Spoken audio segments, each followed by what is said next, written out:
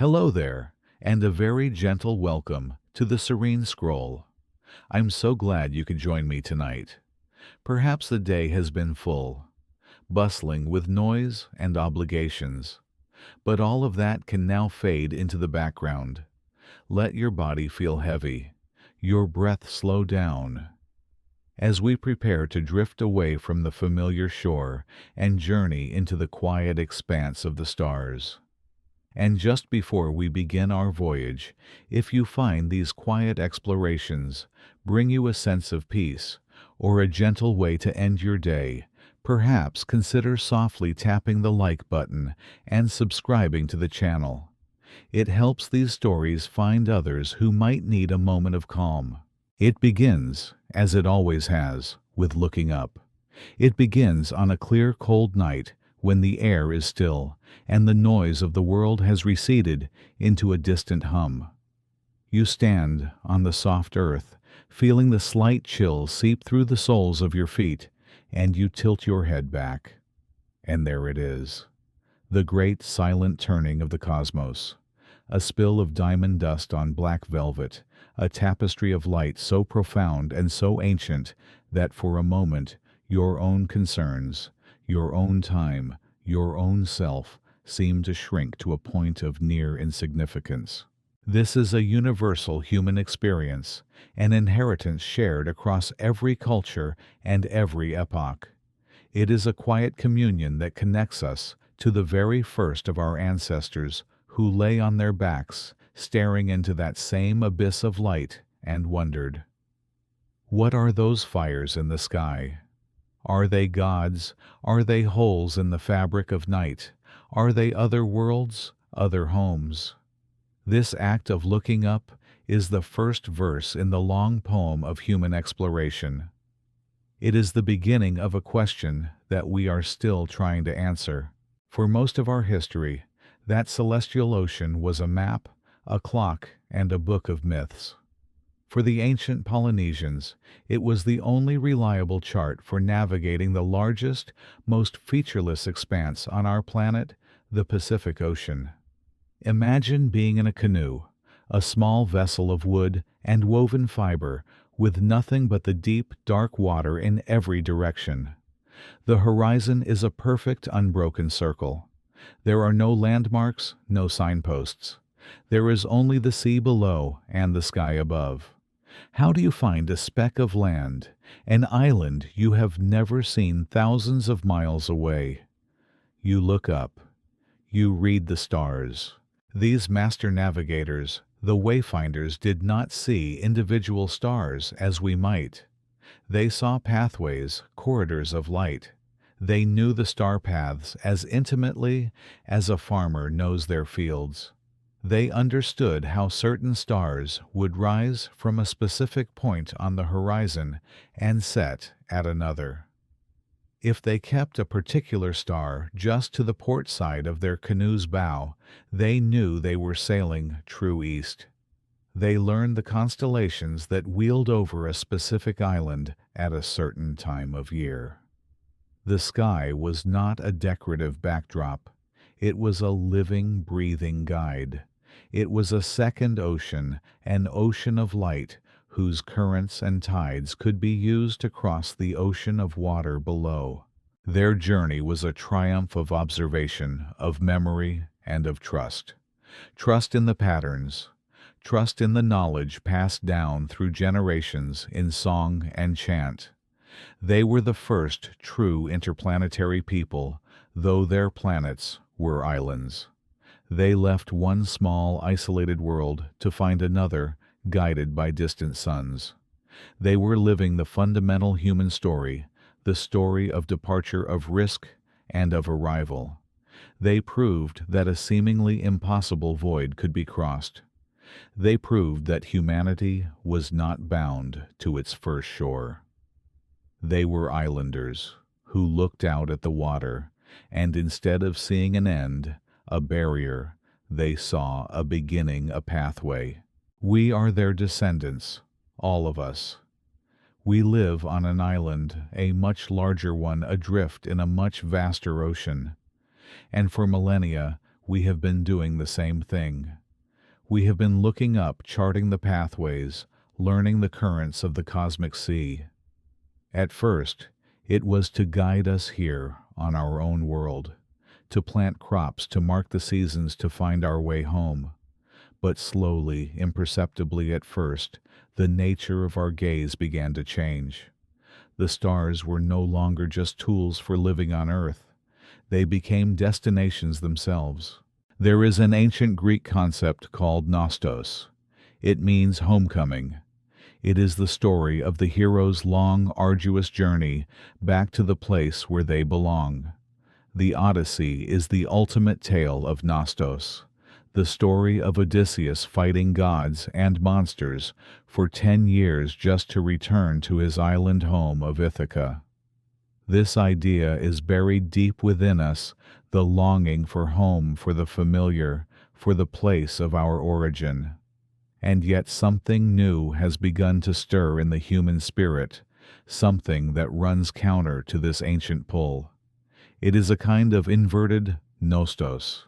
It is not a longing to return, but a longing to depart. A sense of being called not back to our origins, but forward into the unknown. We look at the red glow of Mars, the serene light of Jupiter, or the faint, distant shimmer of a star in the constellation of Cygnus, and a part of us feels a strange, inexplicable pull, not a homesickness, but a world sickness, a yearning for a place we have never been. This is the great outward turn. It is the moment in a species' history when the island is no longer enough. The ocean, once a barrier, becomes an invitation. The lights in the sky, once guides for the journey home, become the lighthouses of new homes yet to be discovered. For the first time in the 4 million-year history of our lineage, we have built the canoes capable of leaving the shores of our atmosphere. And in doing so, we have been granted a perspective our ancestors could only dream of. A few hundred of us have left the island entirely voyaging into the nearest waters of that cosmic ocean and looked back. What they saw changed everything. It is a phenomenon now known as the overview effect. It is the cognitive shift in awareness, the profound psychological transformation reported by astronauts and cosmonauts who have seen the Earth from orbit or from the Moon. From that vantage point, political borders vanish.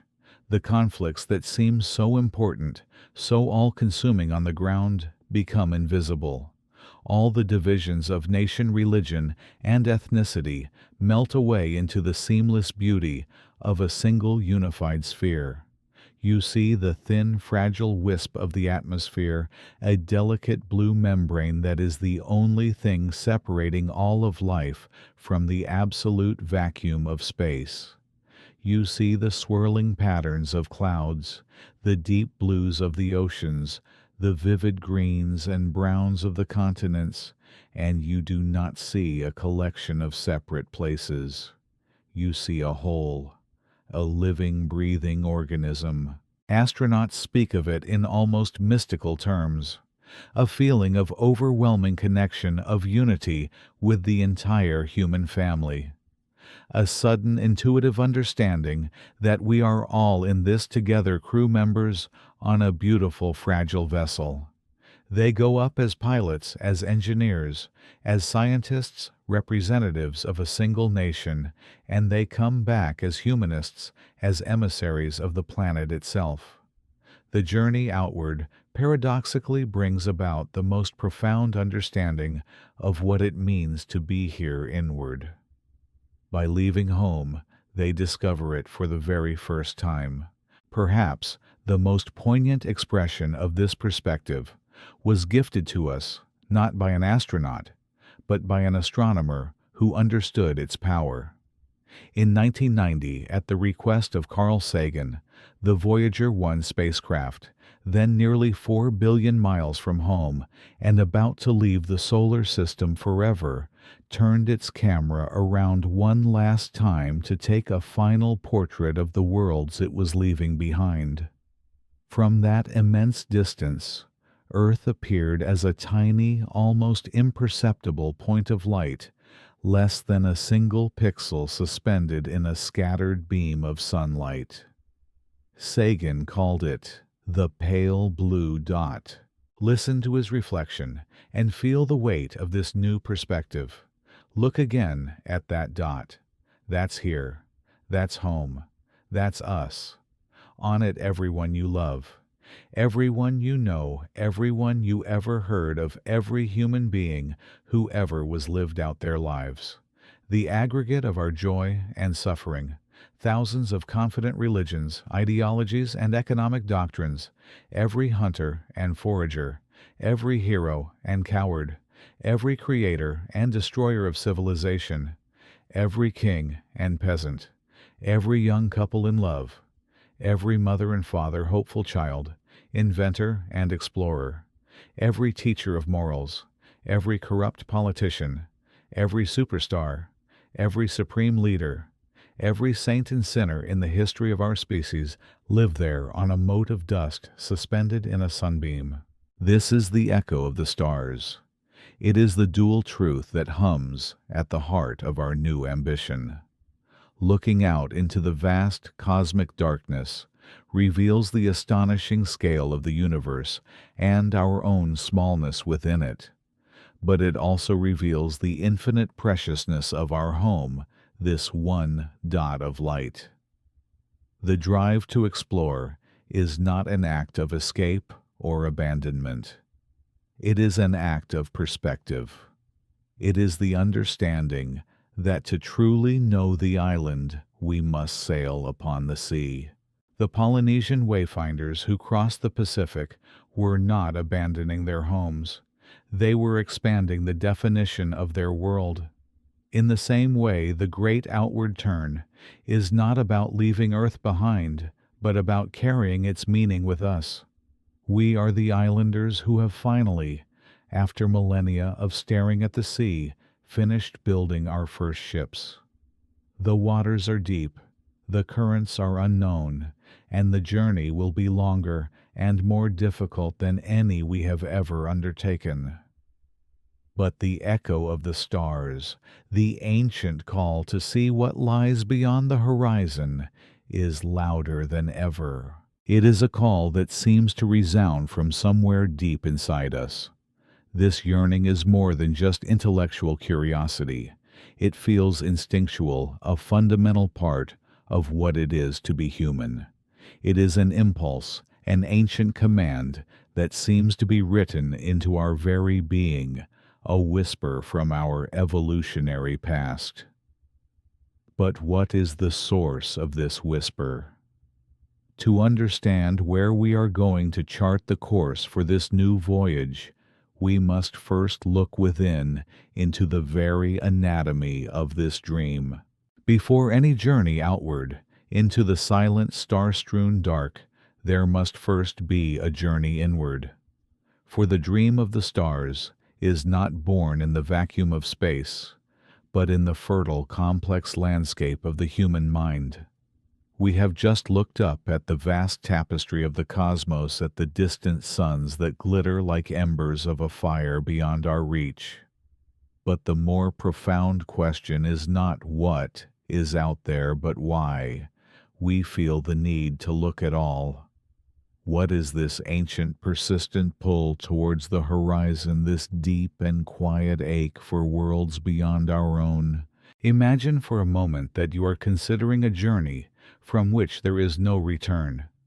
A one-way passage to a new world, perhaps Mars, perhaps a moon of Jupiter, or even a planet orbiting a neighboring star. As you sit in the quiet of your room, the earth humming with a life you have always known, an internal conversation begins. It is a dialogue between two fundamental parts of your being, two voices that have guided our species since its infancy. The first voice is the guardian of the hearth. It speaks with the warmth of familiarity, with the reassuring weight of solid ground beneath your feet. It whispers of safety, of comfort. Look around you. It says, its tone soft and reasonable. Feel the gentle pull of this world's gravity. It is the embrace you have known since birth.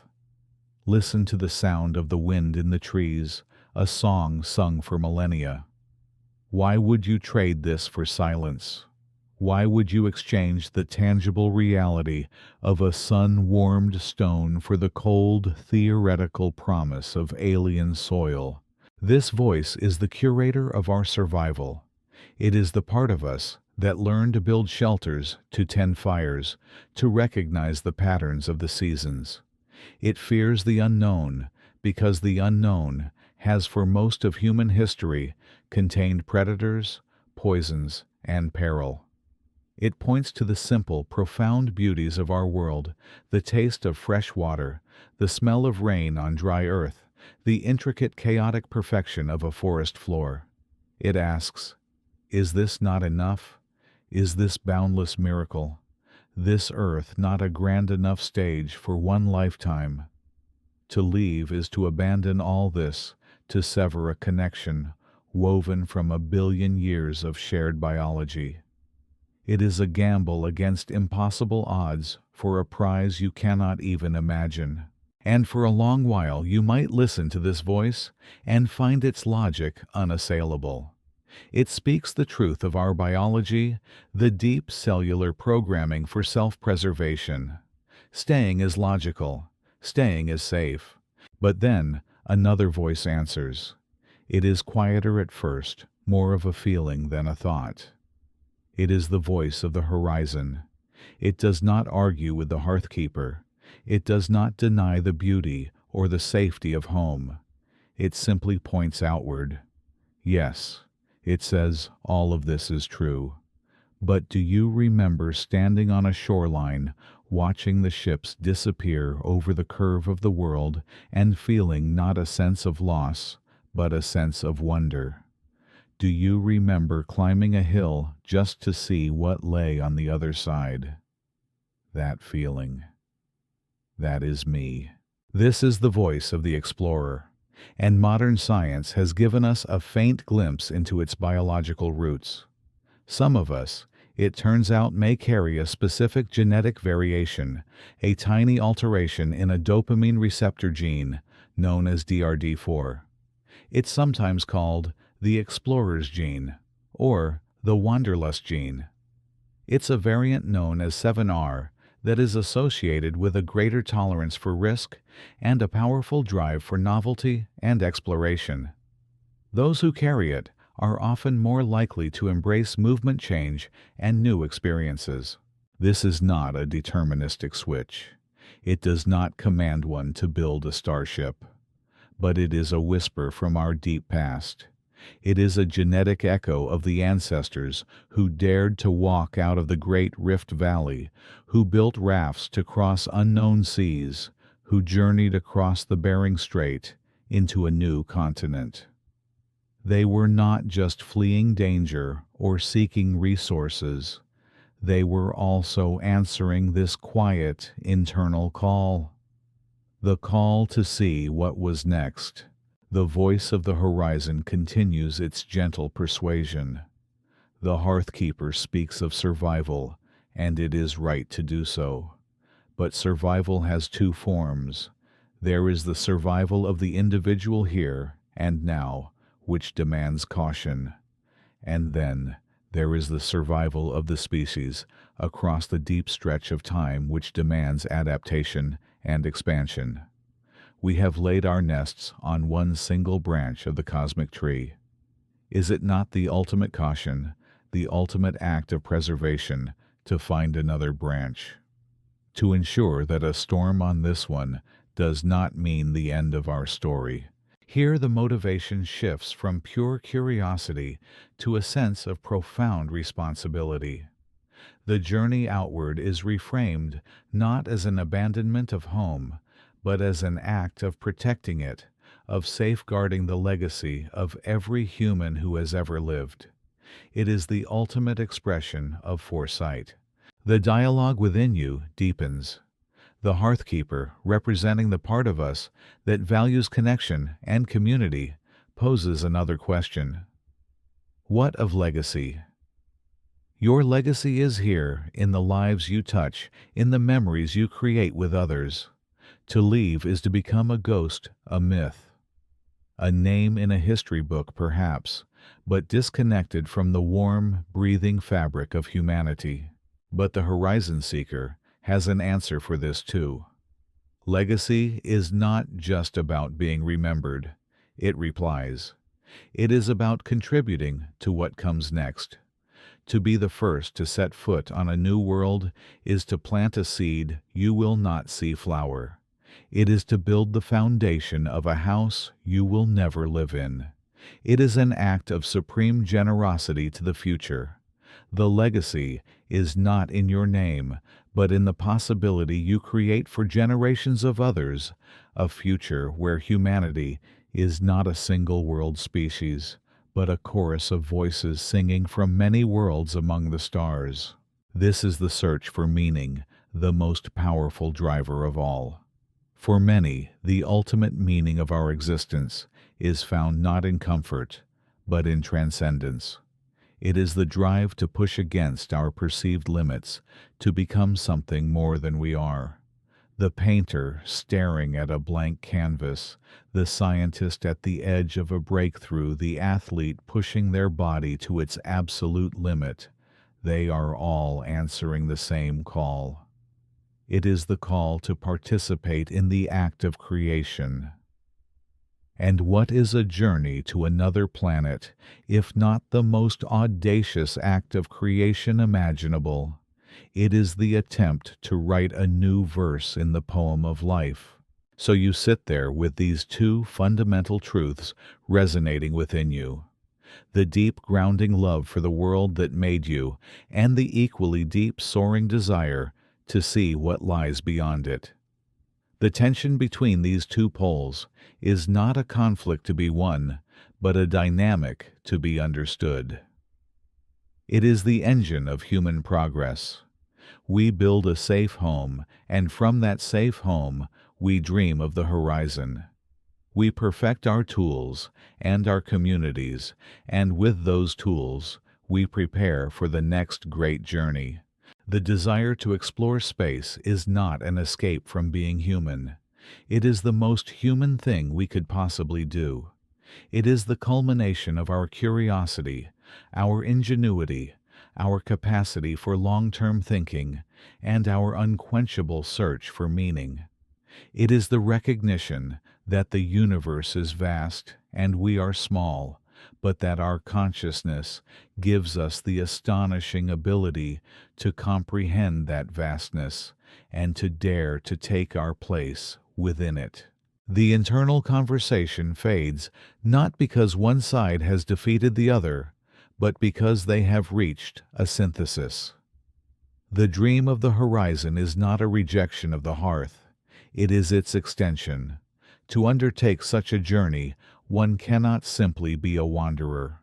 One must carry the essence of home with them. The voyage requires not a rejection of shelter and stability, but the creation of a new kind of shelter, a new kind of home meticulously designed to withstand the greatest wilderness we have ever known. The dream needs a body. The aspiration needs an architecture. And so the focus of the mind begins to shift from the why to the how. The internal philosophical blueprint must now give way to the external physical one. What sort of vessel could possibly cradle this fragile, audacious dream across the silent, unforgiving gulf between worlds? What kind of a machine could also be a home, a garden, a library, and a sanctuary? A tiny, self-contained earth, carrying the seed of humanity outward into the great, waiting dark. The dream, once a whisper in the human soul, now has a name. It has a shape, a sound, a pulse.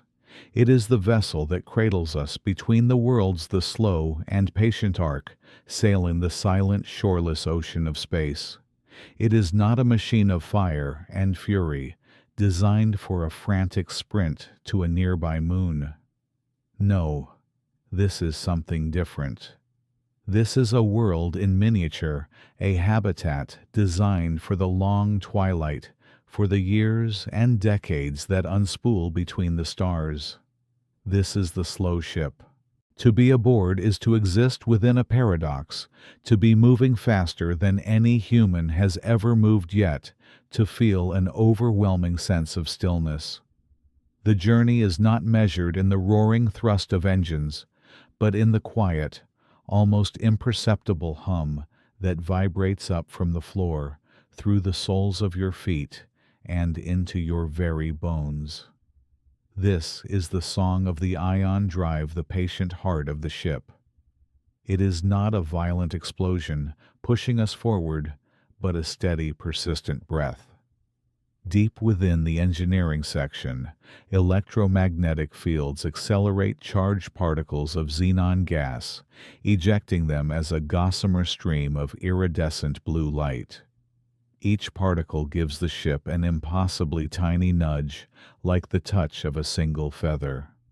But over days and months and years, these gentle whispers accumulate into an immense and unrelenting velocity. It is the physics of patience, a force that understands that the cosmos does not yield to haste, but to persistence. On clear cycle days, one might even see the ship's other method of movement deployed. Vast gossamer sails thinner than a human hair, but stretching for kilometers, unfurl from the ship's spine. They are not designed to catch wind, for there is no wind here. They are made to catch light. Each photon, each tiny particle of starlight that strikes their mirrored surface, imparts a minuscule amount of momentum. The ship becomes a cosmic schooner, tacking on the solar winds that flow from distant suns. It is travel as a form of meditation, a silent partnership with the fundamental forces of the universe. To look upon these sails is to understand that the journey outward is not a conquest, but a surrender to the grand, slow currents of space-time. This vessel is more than just a means of transport. It is a closed and complete ecology, a sealed terrarium drifting through the void. Every resource is sacred because every resource is finite. The ship, in a way, must breathe. In the central biosphere, a great green lung of a forest thrives under carefully calibrated sun lamps. Here air is not just a mixture of gases, it is a living system. Algae in glowing bioreactors work tirelessly, drinking in the carbon dioxide from our breath and releasing pure, clean oxygen. The scent in these corridors is not of sterile metal, but of damp earth, of chlorophyll, of the faint perfume of blossoming, genetically engineered flora. It is the smell of life meticulously curated and fiercely protected. Water, the most precious of all commodities, follows an endless cycle. The moisture from every breath, the perspiration from every body, the wastewater from every process, all of it is collected, purified, and returned. It trickles through filtration systems of minerals and membranes, is zapped by ultraviolet light, and eventually flows back clean and cool to the drinking taps and hydroponic bays.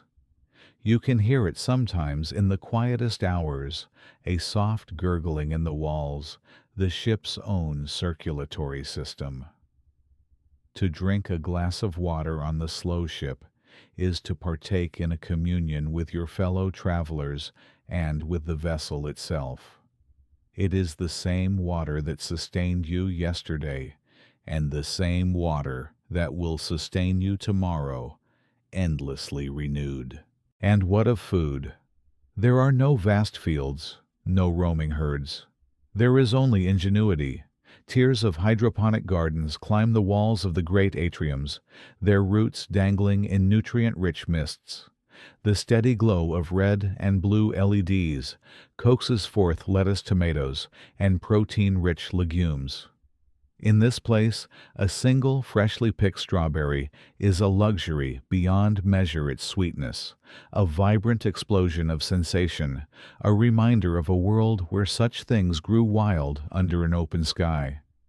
Every meal is a testament to the delicate closed loop that sustains us. Nothing is wasted. Organic matter is composted, broken down by microbes, and returned as nutrients to the very plants that will feed the next generation. It is the cycle of Earth compressed and perfected within a metallic hull. This hull is our shield, our skin against the harshness of the void. Outside is a vacuum colder than any terrestrial winter, and a silence so profound it can feel like a physical pressure. But more than that, outside is radiation. The cosmos is awash in high-energy particles flung from exploding stars and distant galactic cores. They are invisible, silent, and deadly. And so the ship is built like a fortress. Its outer layers are a composite of dense metals and hydrogen-rich polymers. In some designs, a layer of water, the very water that sustains the crew, is held between the inner and outer hulls, acting as an exceptional buffer against cosmic rays. To live within these walls is to trust implicitly in the engineers and physicists who calculated every tolerance, who designed every shield, who understood that our fragile biology was never meant for this environment. And then there is the question of down. For months on end, the human body evolved, for the constant pull of Earth's gravity begins to suffer in weightlessness. Bones lose density, muscles atrophy, the very shape of the heart can change. To counter this, the ship itself becomes a grand centrifuge. It is built as a great rotating ring or a pair of modules tethered together and spinning. This rotation creates an outward force that mimics gravity. To walk along the curved inner floor is a strange sensation. The corridor ahead appears to sweep gently upwards, yet your feet feel firmly planted. If you drop an object, it doesn't fall in a perfectly straight line but veers ever so slightly, a subtle telltale sign of the Coriolis effect. It is a constant, gentle reminder that your sense of down is a carefully constructed illusion, a promise of stability made by the spinning world you inhabit. Yet all of this marvel of engineering, the patient engines, the breathing walls, the spinning gravity, all of it serves one ultimate purpose: to deliver the traveler to the window. In the ship's observation dome, the universe is unveiled. Here the lights are kept low, and silence is the unspoken rule. The dome is a hemisphere of transparent diamond-hard material, and through it, the cosmos is not a distant twinkling abstraction. It is a presence. The Milky Way is no longer a faint band in a dark sky. It is a torrential river of light, a churning, brilliant cloud of 100 billion suns. Distant nebulae, like the pillars of creation or the Orion Nebula, are not faint smudges in a telescope. They are vast ethereal paintings of gas and dust, glowing with the fierce light of newborn stars. You can sit for hours watching galaxies drift by like luminous islands in the dark. You can watch as the ship glides past the silent, pock-marked face of an asteroid, its surface untouched for 4.5 billion years. In this place, time itself feels different. You are a conscious mote of dust suspended in an ageless silent ballet of gravity and light. The ship, with its hums and clicks and cycles, becomes your entire sensory world.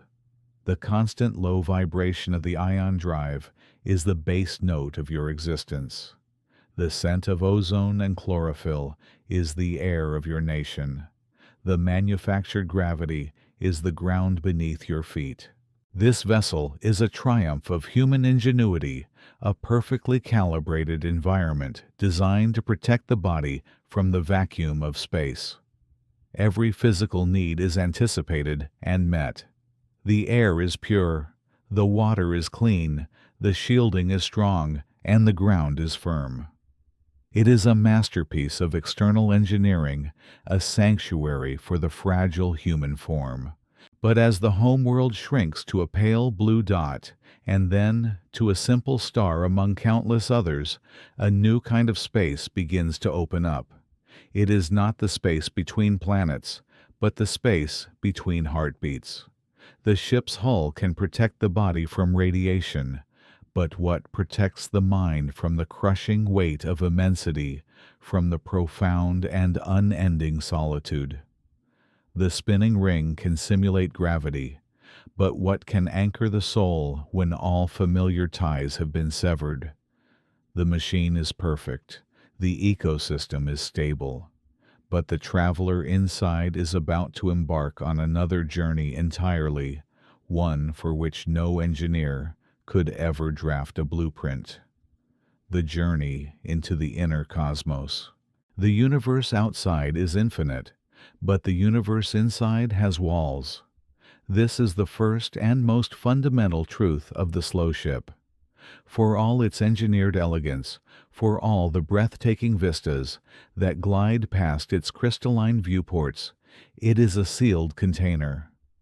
A world in a bottle, carrying the most precious and fragile cargo imaginable the human mind. The engineering of the hull, the perfection of the life support, the physics of the journey itself. These were the known challenges, the problems of matter and energy that could be solved with mathematics and materials. But the true unknown, the ocean within the ocean, was always going to be the inner cosmos. What happens to a mind when it is untethered from everything that ever defined it? At first, the changes are subtle, creeping in at the edges of perception. It begins with the senses. On Earth, the mind is bathed in a chaotic and constant symphony of stimuli. The scent of rain on dry earth, the feeling of a breeze against the skin, the distant bark of a dog, the shifting color of the sky from dawn to dusk. These are not mere background noise. They are the anchors of our consciousness, the rhythmic organic pulses that tell us we are part of a living world. Here that symphony is replaced by a single sustained chord. There is the ever-present low-frequency hum of the ship's environmental controls, a sound you learn to ignore, but one your subconscious never forgets. It is the sound of survival. The air, perfectly balanced in its mixture of oxygen and nitrogen, carries no memory. It has no pollen, no dust, no scent of pine or sea salt. It is pure, sterile, and unchanging. The light that fills the corridors and commons is a masterful imitation of a terrestrial day, cycling through warm and cool tones with a precision that is both comforting and deeply artificial. There is no weather here, no sudden downpour, no unexpected burst of sunlight from behind a cloud. Every day is a perfect copy of the last. This profound sensory simplicity, this lack of novelty, begins to work on the brain in strange ways. The mind starved of the rich, unpredictable data of a planetary ecosystem can turn inward. Some find it brings a state of deep meditative calm, a clarity impossible to achieve amidst the noise of a world. But for others, the silence becomes a canvas onto which the mind projects its own phantoms. A fleeting shadow in the corner of an eye, a half-heard whisper in the hum of the ventilation, a sudden, inexplicable feeling of being watched. These are not hauntings, but the brain's own desperate attempt to create the complexity it craves to fill the void with something anything other than the relentless, perfect sameness. Time, too, begins to fray. Without a true sun to rise and set, without seasons to mark the slow turning of a year, time becomes an abstraction. It is a number on a chronometer, a scheduled alert for a meal or a work shift. It loses its felt quality, its visceral flow. The days can blur into one another, a long, seamless ribbon of existence punctuated only by the demands of the mission clock. Sleep patterns can drift, dreams become more vivid, and the past can feel as immediate as the present. The crew learns to cling to routine with the tenacity of a drowning sailor clinging to a raft. The rituals of brewing tea, of a shared meal, of a scheduled exercise period, these are not just tasks. They are the new seasons. They are the new sunrise and sunset. They are the deliberate, conscious act of imposing a human rhythm onto the timeless, featureless expanse of the void. This experience is not without precedent. The journals of polar explorers who overwintered in the long Antarctic night speak of a similar temporal dislocation, a great white emptiness that invaded the mind as surely as the cold invaded their shelters.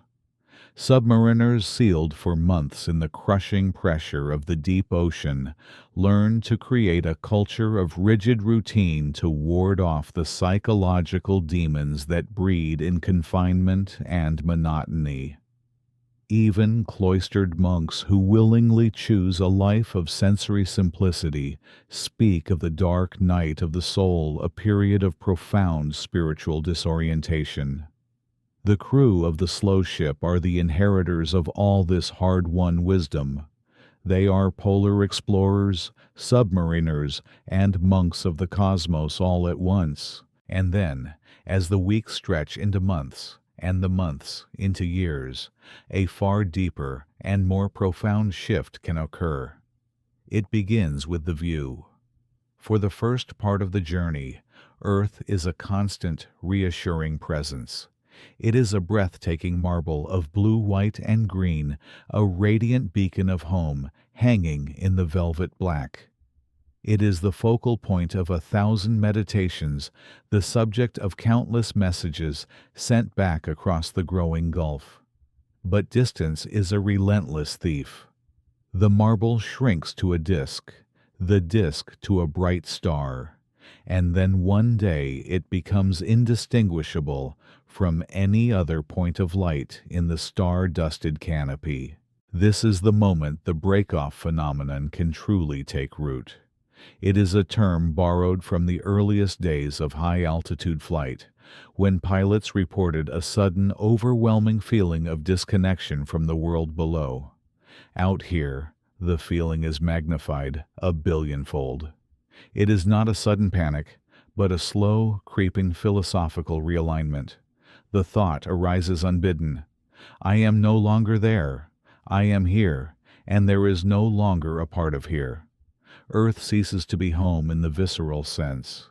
It becomes a concept, a memory, a beautiful idea from a life lived by someone else. The pronouns begin to shift in the mind. It is no longer we humanity, but they on Earth, and we out here. This detachment is a psychological precipice. It can lead to a sense of crushing loneliness, a solitude so vast and absolute that it threatens to extinguish the spirit. To feel oneself as an island, not in an ocean, but in an empty cosmos, is a burden few minds are built to bear. It is the ultimate exile. Yet for some, it is the beginning of a transformation.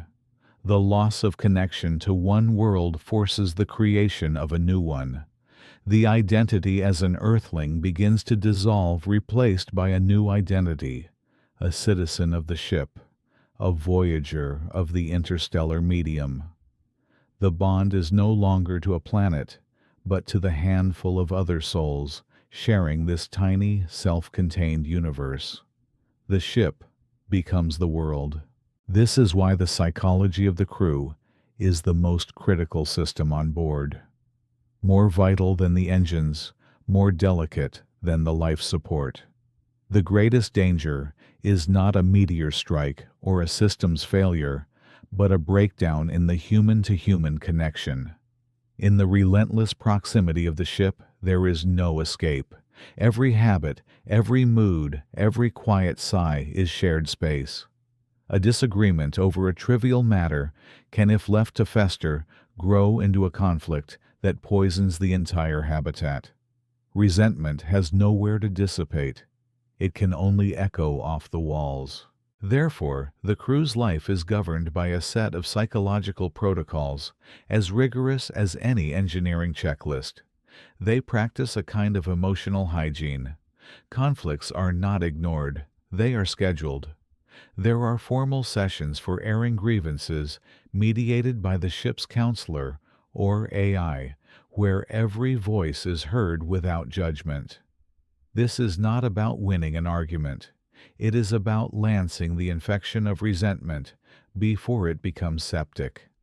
They learn to communicate with a precision and honesty that is rare on Earth, because here, misunderstanding is a luxury they cannot afford. They also cultivate solitude in a place that offers none. Each crew member has their own small sanctuary, a personal space where they can retreat, and they have their inner sanctuaries. They are trained in meditative practices, not as a spiritual belief, but as a pragmatic tool for mental navigation. In the quiet of an observation dome, one might see a crew member sitting perfectly still, eyes closed. They are not simply resting. They are charting their own inner cosmos. They are observing the rise and fall of their own thoughts and emotions without being swept away by them. They are finding their center of gravity in a place that has none. They are anchoring themselves in the rhythm of their own breath, the one constant, unchanging companion on this journey. These practices, these rituals of communion and solitude, are what keep the human spirit intact. They are the invisible scaffolding that supports the mission. The crew of the slow ship are not just explorers of outer space.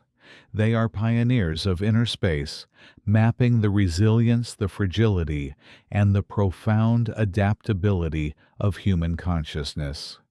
They are learning moment by moment how to be human when stripped of the context of humanity's cradle. They are discovering that the mind, like the universe, is defined not by its limits, but by its vast and often dark and sometimes luminous expanse. They learn to master the geography of their own minds to navigate the currents of thought and emotion that surged in the deep quiet between the stars. But this inner world, this sanctuary of consciousness, is housed in a vessel of flesh and bone. And that vessel, too, was beginning to feel the strain of the void, registering a protest far quieter, but no less profound. The mind may be anchored by ritual and resilience, but the body remembers a world it no longer has, a world of gravity, of sunlight, of pressures and forces that have shaped it for millions of years. The quiet rebellion was not just in the soul. It was beginning in the very cells, a silent, creeping transformation that posed its own set of immense challenges. The universe outside is infinite, but the universe inside has walls. This is the first and most fundamental truth of the slow ship.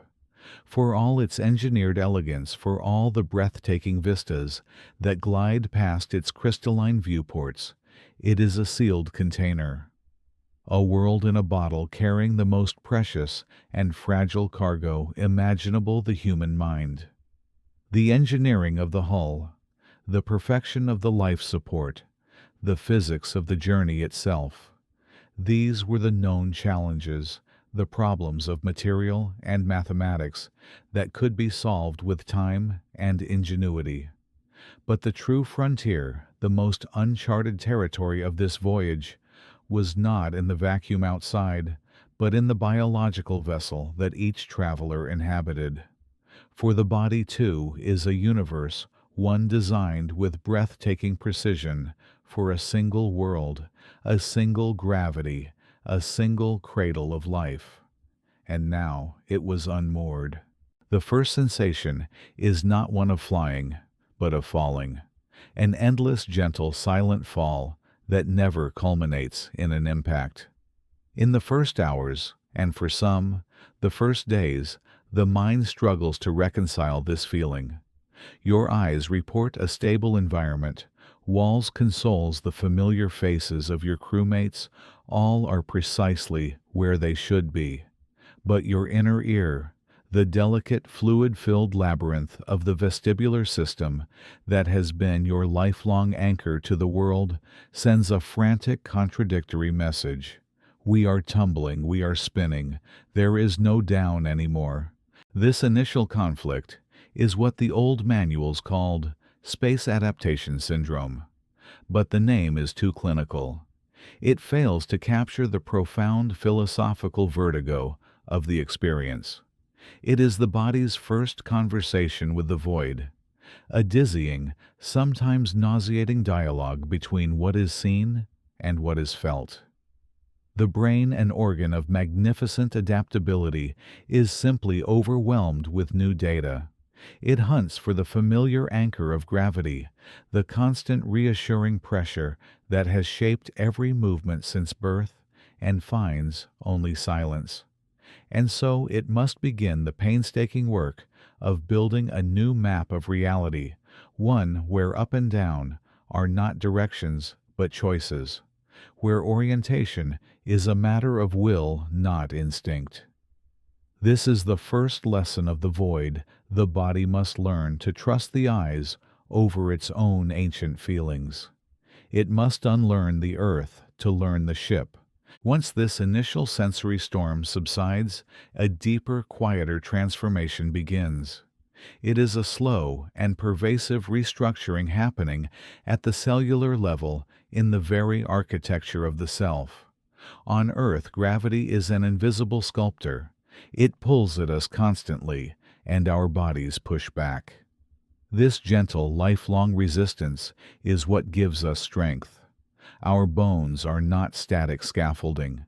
They are living dynamic lattices constantly breaking down and rebuilding themselves in response to the stress of our own weight.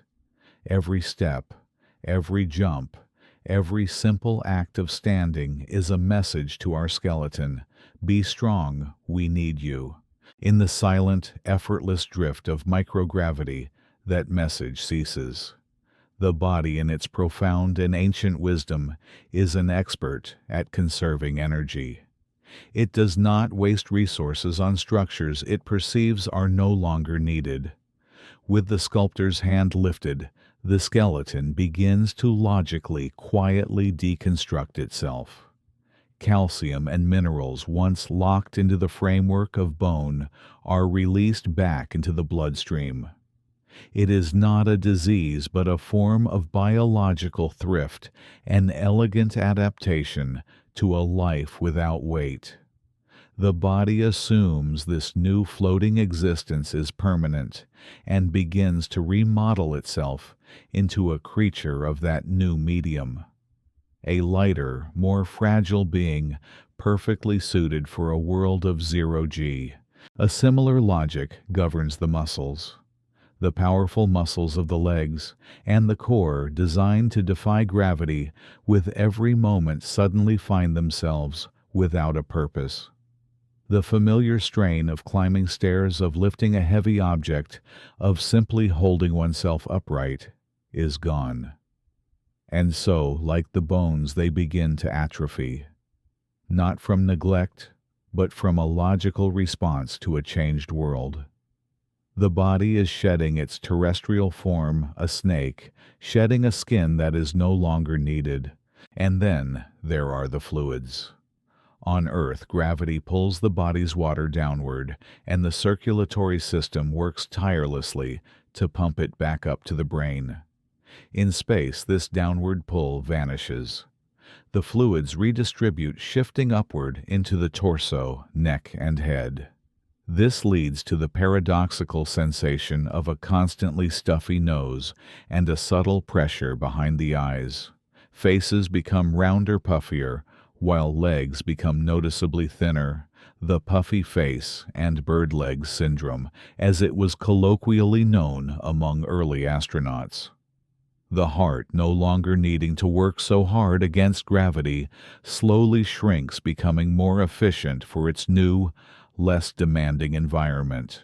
To an outside observer, it might seem as though the human body is failing, breaking down in this alien environment. But the truth is far more wondrous. The body is not failing. It is adapting with an intelligence honed over 1 billion years. It is courageously attempting to become a creature of space. But we are not meant to be creatures of space, not yet. We are envoys of Earth, carrying its memory in our very cells with the promise of feeling a new gravity on a new world. And so, the second great work of the journey begins the daily mindful practice of reminding the body of home. This is where the rhythm of the ship reveals itself, not just as a matter of clocks and schedules, but as a form of ritual.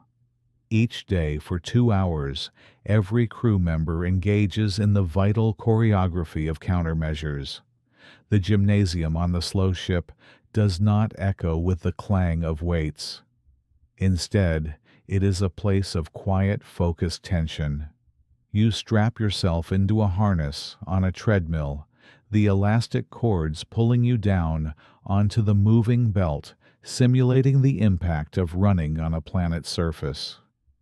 The rhythmic thud of your feet is a message sent deep into your bones. Remember this feeling. Remember the ground. Do not forget the firmness of a world beneath you. There are the resistive exercise devices, complex machines of pistons and bands that create a pulling force you must work against.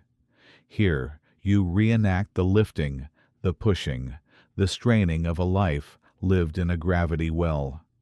Every contraction of a muscle is a deliberate act of memory, a physical mantra against the slow whisper of atrophy.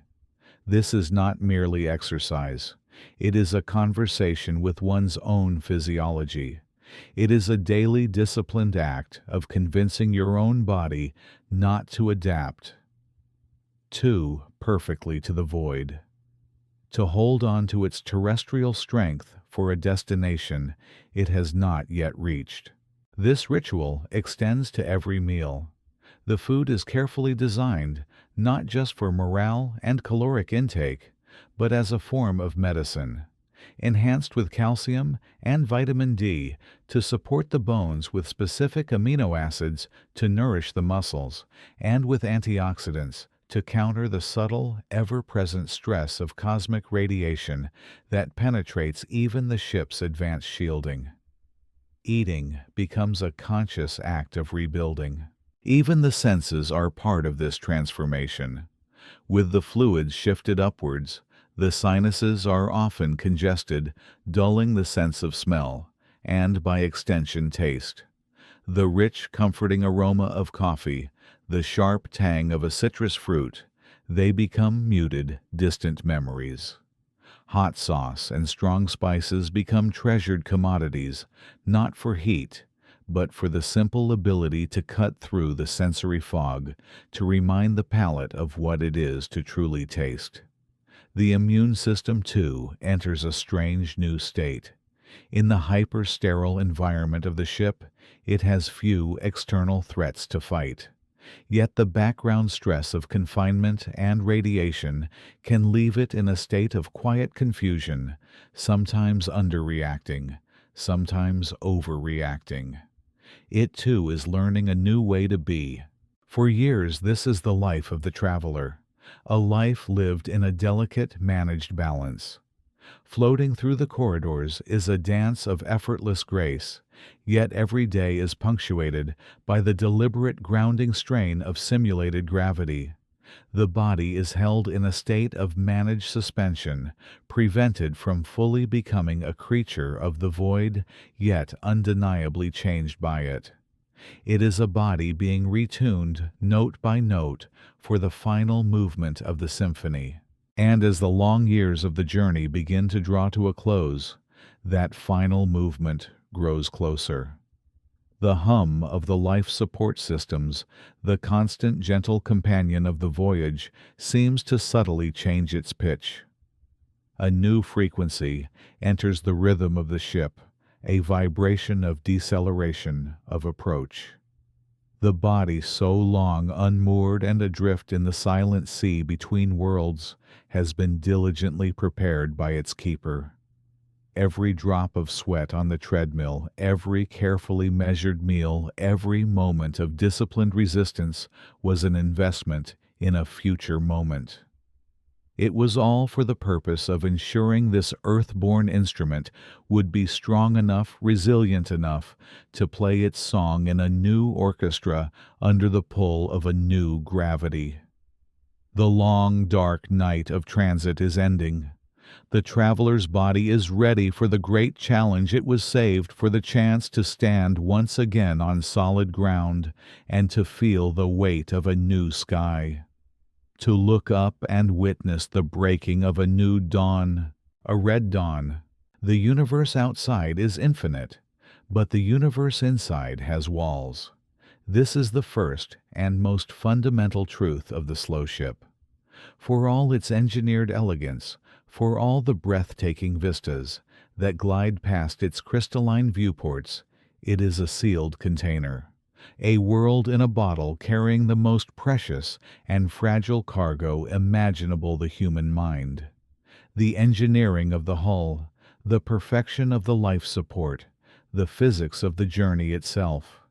These were the known challenges, the problems of matter and energy that generations of minds had solved.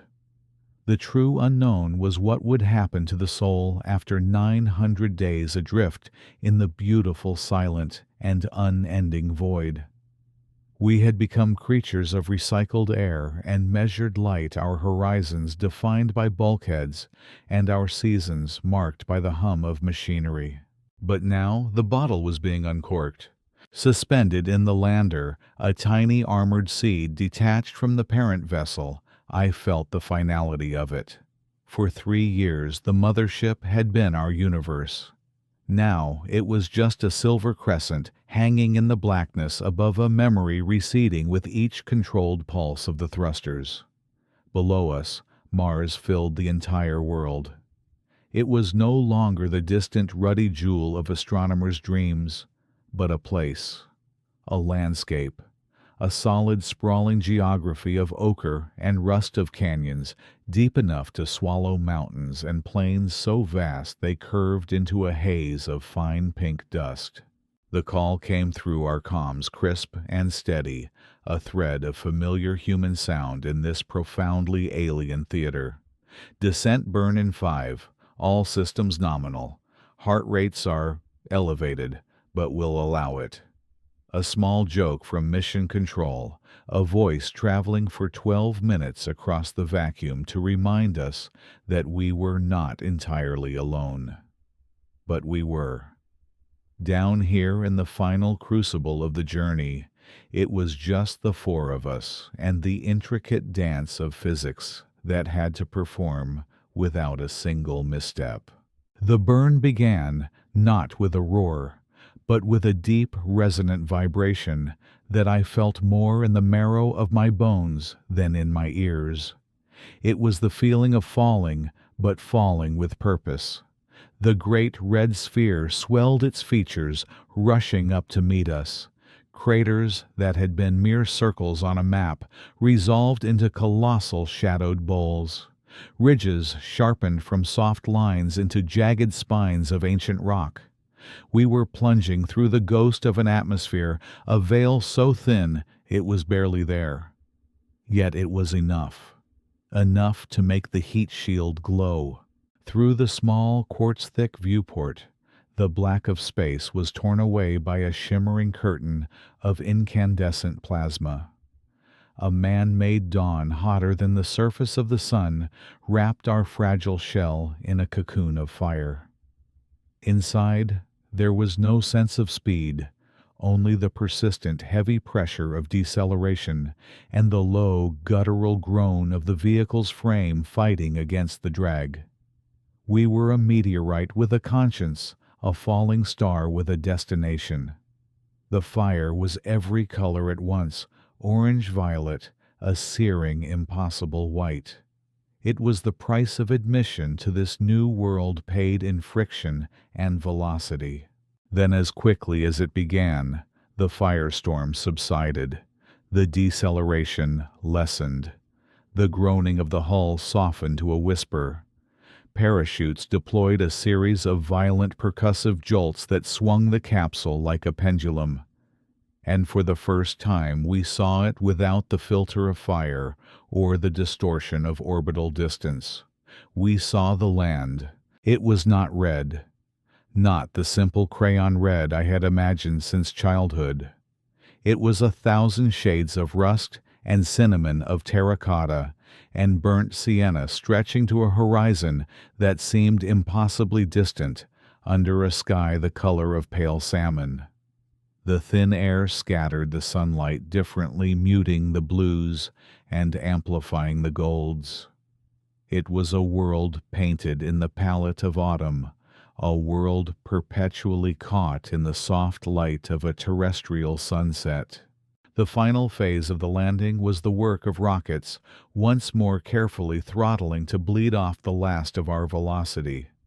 The ground rushed up dust devils dancing in the wash of our engines. We saw rocks individual and real, their shadows, long and sharp in the thin light.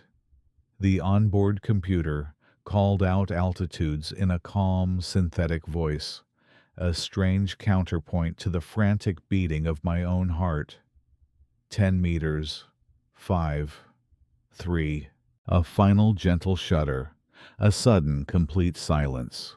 The engine noise, a constant companion for the last several minutes, was simply gone, and the silence that replaced it was unlike any I had ever known. It wasn't the quiet of a soundproof room or the stillness of a remote forest at night.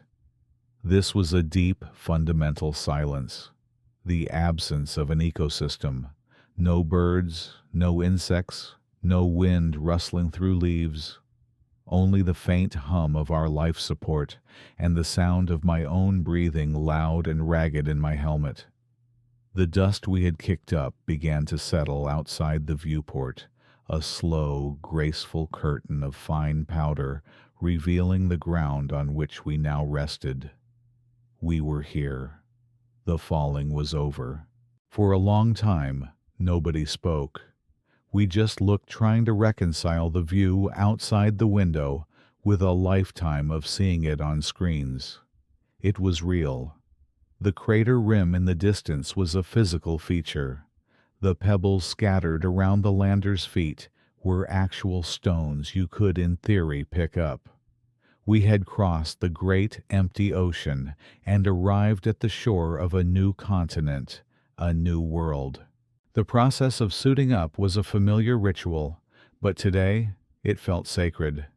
Each layer of the suit, each connection of a hose, each click of a locking ring was a verse in a prayer for survival. The suit was our personal ark, a miniature world of pressure, oxygen, and warmth. As the final seal was locked and the helmet lowered over my head, the world was reduced to the view through my faceplate and the steady hiss of my own life support system. I was sealed in. My crewmates gave me a thumbs up, their faces invisible behind their own gold-tinted visors. We were 4 solitary beings together. The command came, hatch sequence initiated. The depressurization of the airlock was a low, powerful sigh as the last of our terrestrial atmosphere was vented into the near vacuum of Mars. A soft chime indicated pressure equilibrium. I placed my gloved hand on the lever. This was the moment. For generations, humanity had looked up at this point of light in the night sky and wondered. Now we were no longer wondering. We were opening the door. The hatch swung open. not onto a vista, but onto a ladder and a patch of alien soil. The light that flooded the small airlock was thin and cold, but it felt electric. I took a breath, the air tasting of the suit's filters and my own nervous anticipation, and I began to descend. Each step down the ladder was deliberate heavy. The lower gravity gave my movements a strange dreamlike quality, but the weight on my shoulders was immense. It was the weight of every person who had ever dreamed of this, from the ancient stargazers to the engineers who built our ship. It was the weight of hope, of curiosity, of that insatiable human need to see what lies over the next hill. My foot reached the last rung. Below it, the surface of Mars. Fine-grained reddish-brown dust, undisturbed for millennia, save for the wind. I paused my boot, hovering just inches above it. In this tiny gap between my soul and the soil, an entire era of human history was ending, and another was about to begin. I thought of my family, of my home, of the green and blue world that was now just a star in the sky. Then I let my foot down. There was no sound, just a soft, yielding crunch. A puff of fine dust, finer than sand, more like flour, bloomed around my boot. It clung to the white fabric, a smudge of a new world. I shifted my weight, feeling the solid ground beneath me. I was standing on Mars. I took a moment to just be, to absorb the reality of it. I lifted my head and looked. The silence was the first thing that truly registered. A profound, absolute quiet that seemed to press in on my helmet. On Earth, silence is never total. Here it was, a presence, a force. The landscape was majestic in its desolation. We had landed on a vast flat plain within an ancient crater. The ground stretched out before me, a gently undulating expanse of rock and dust, all of it bathed in that ethereal butterscotch light. The sky above was a pale, pinkish tan, fading to a deep, star-dusted black at the zenith. The sun was a small, sharp-edged disk, its light bright, but lacking the warmth I was used to. It was beautiful, but it was a stark alien and terribly lonely beauty. I turned my gaze upwards, searching for home. And there it was. Not a planet, not a world, but a single, brilliant point of light, brighter than any other star, the pale blue dot. From this distance, you couldn't see the continents or the clouds. You could only see a tiny, piercingly bright beacon of blue and white. All of human history, all our wars and our art, our love and our sorrow, all of it was contained in that one tiny speck. A wave of emotion so powerful it almost buckled. My knees washed over me, a dizzying mix of triumph, awe, and a loneliness so profound it felt like a physical ache. We were so very far from home. My crewmate joined me on the surface a moment later, her boot making its own print beside mine. We stood there together, two human figures in a landscape that had never known life. We had done it. We had arrived. But arrival is only the beginning of a story, not the end. The awe of this moment was a fuel, but it would not keep us warm. The beauty of this landscape was a gift, but it would not give us air to breathe. We did not come here just to stand and stare. We came here to stay. My gaze drifted from the horizon to the designated quadrant, a few hundred meters away, a patch of ground carefully selected for its stability. The first footprints were a symbol, but symbols don't provide shelter from the radiation or the freezing nights. The real work, the work of survival, was about to begin. The poetry of the first step had been written. Now it was time for the long and difficult prose of building the first house. The ship was a womb, a perfect and complete world that had carried them across the silent dark. But a womb is a place of passage, not a destination. The time had come to be born into a new reality. The inner door of the airlock hissed shut, a sound of finality, sealing behind them the familiar hums and recycled air of their journey. Ahead, the outer door dilated like an iris, and for the first time the light that filled the small chamber was not the filtered distant starlight of the voyage, but the thin, ancient butterscotch daylight of a different world. It was a light that had never before fallen on a human face. The first step was not a grand leap, but a slow, careful placement of a heavy, magnetized boot onto the ramp. The gravity just over 1/3 of what their bodies had known felt both liberating and treacherous. It was a feeling of being untethered, a permanent gentle fall. Below the ramp lay the regolith, a blanket of fine iron-rich dust, the color of rust and time, undisturbed for millennia, save for the whisper of a wind too thin to make a sound. There was no bird song, no rush of water, no distant traffic. There was only the sound of their own breathing amplified in their helmets, a steady rhythmic counterpoint to the profound, absolute silence of a planet that had been waiting. This was not an act of conquest. There were no flags to be planted with triumphant force. It was an act of arrival as quiet and humble as a guest crossing a threshold. The first task was not to build, but to listen, to feel the landscape through the soles of their boots, to see the way the low sun cast impossibly long, sharp shadows from every pebble and crater rim. They were learning the grammar of this new place, its textures, its light, its deep and abiding quiet. The first house would not be brought from Earth. It could not be.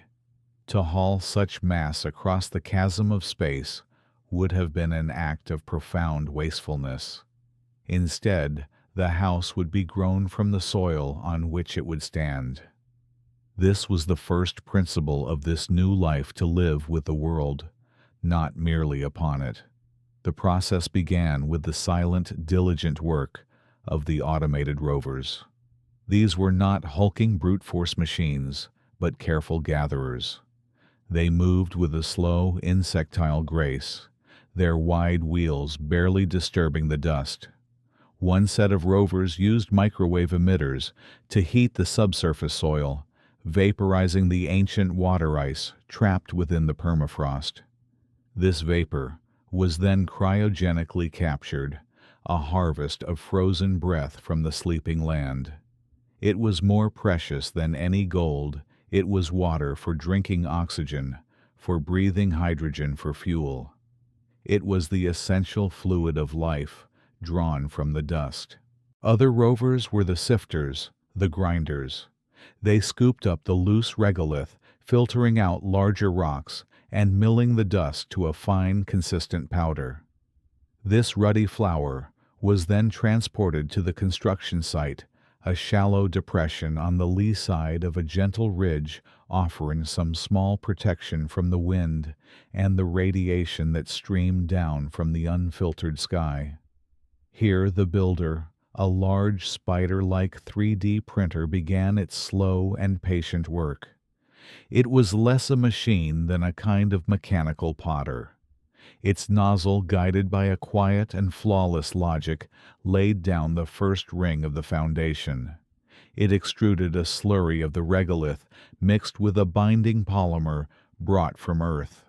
Then a laser followed in its wake, tracing the same path, its intense heat, sintering the material, baking the mud and polymer into a dark, glassy ceramic, harder than concrete.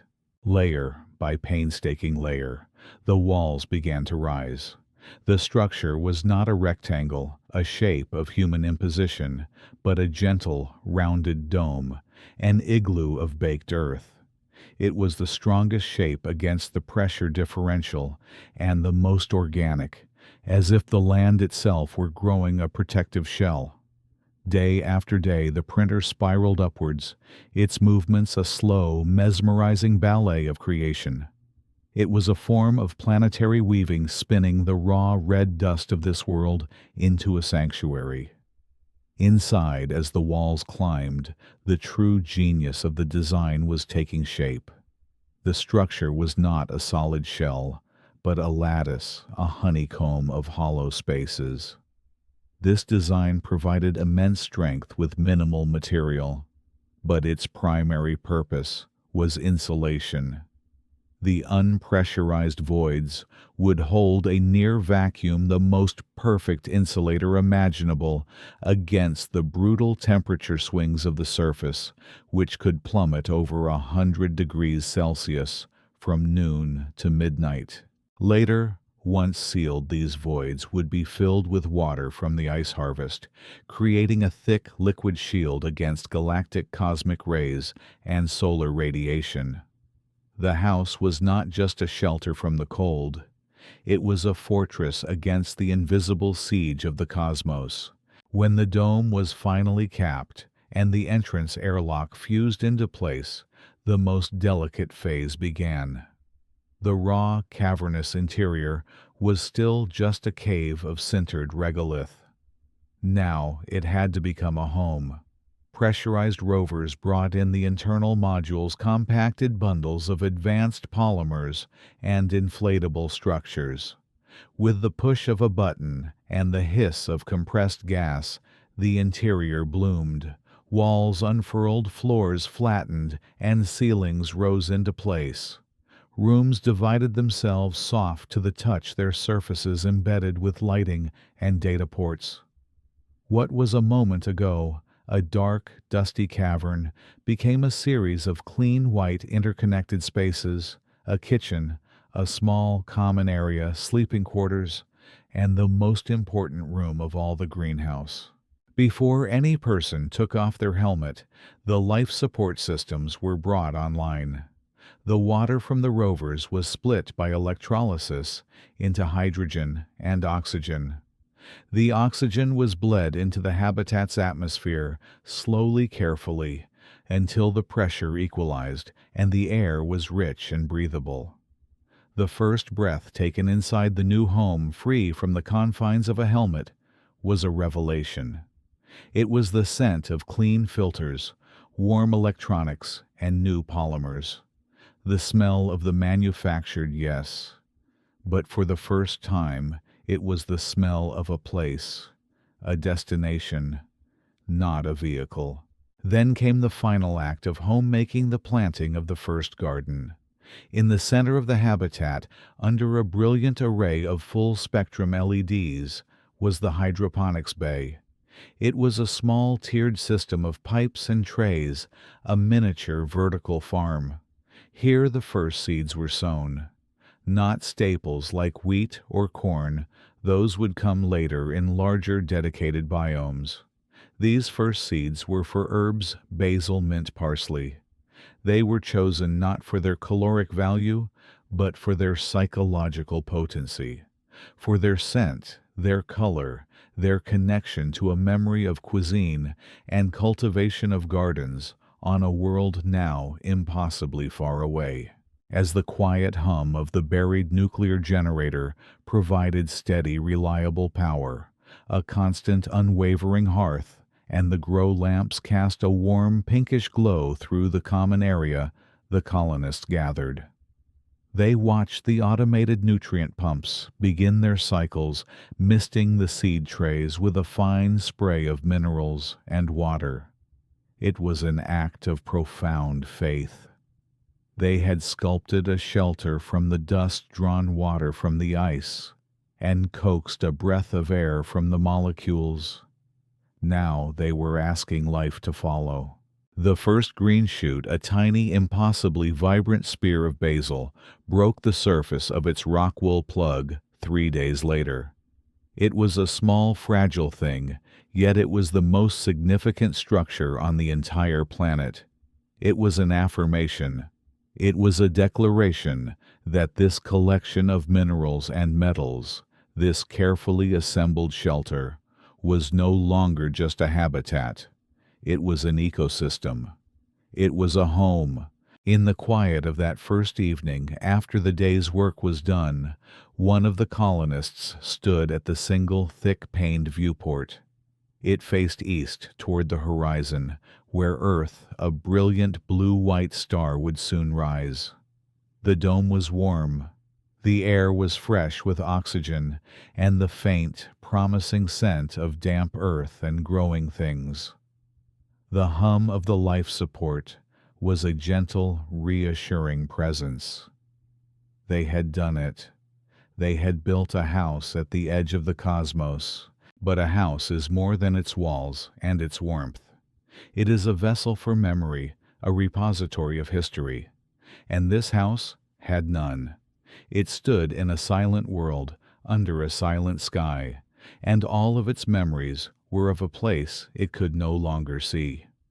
As the colonists stared out at the dark alien landscape, a profound realization began to settle in a feeling deeper and more chilling than the cold outside. They had built a home, but in doing so, they had perfectly framed their own isolation. The comfort of the shelter only served to amplify the vast, unending emptiness beyond its walls. Every familiar scent, every green leaf was a reminder of what was lost.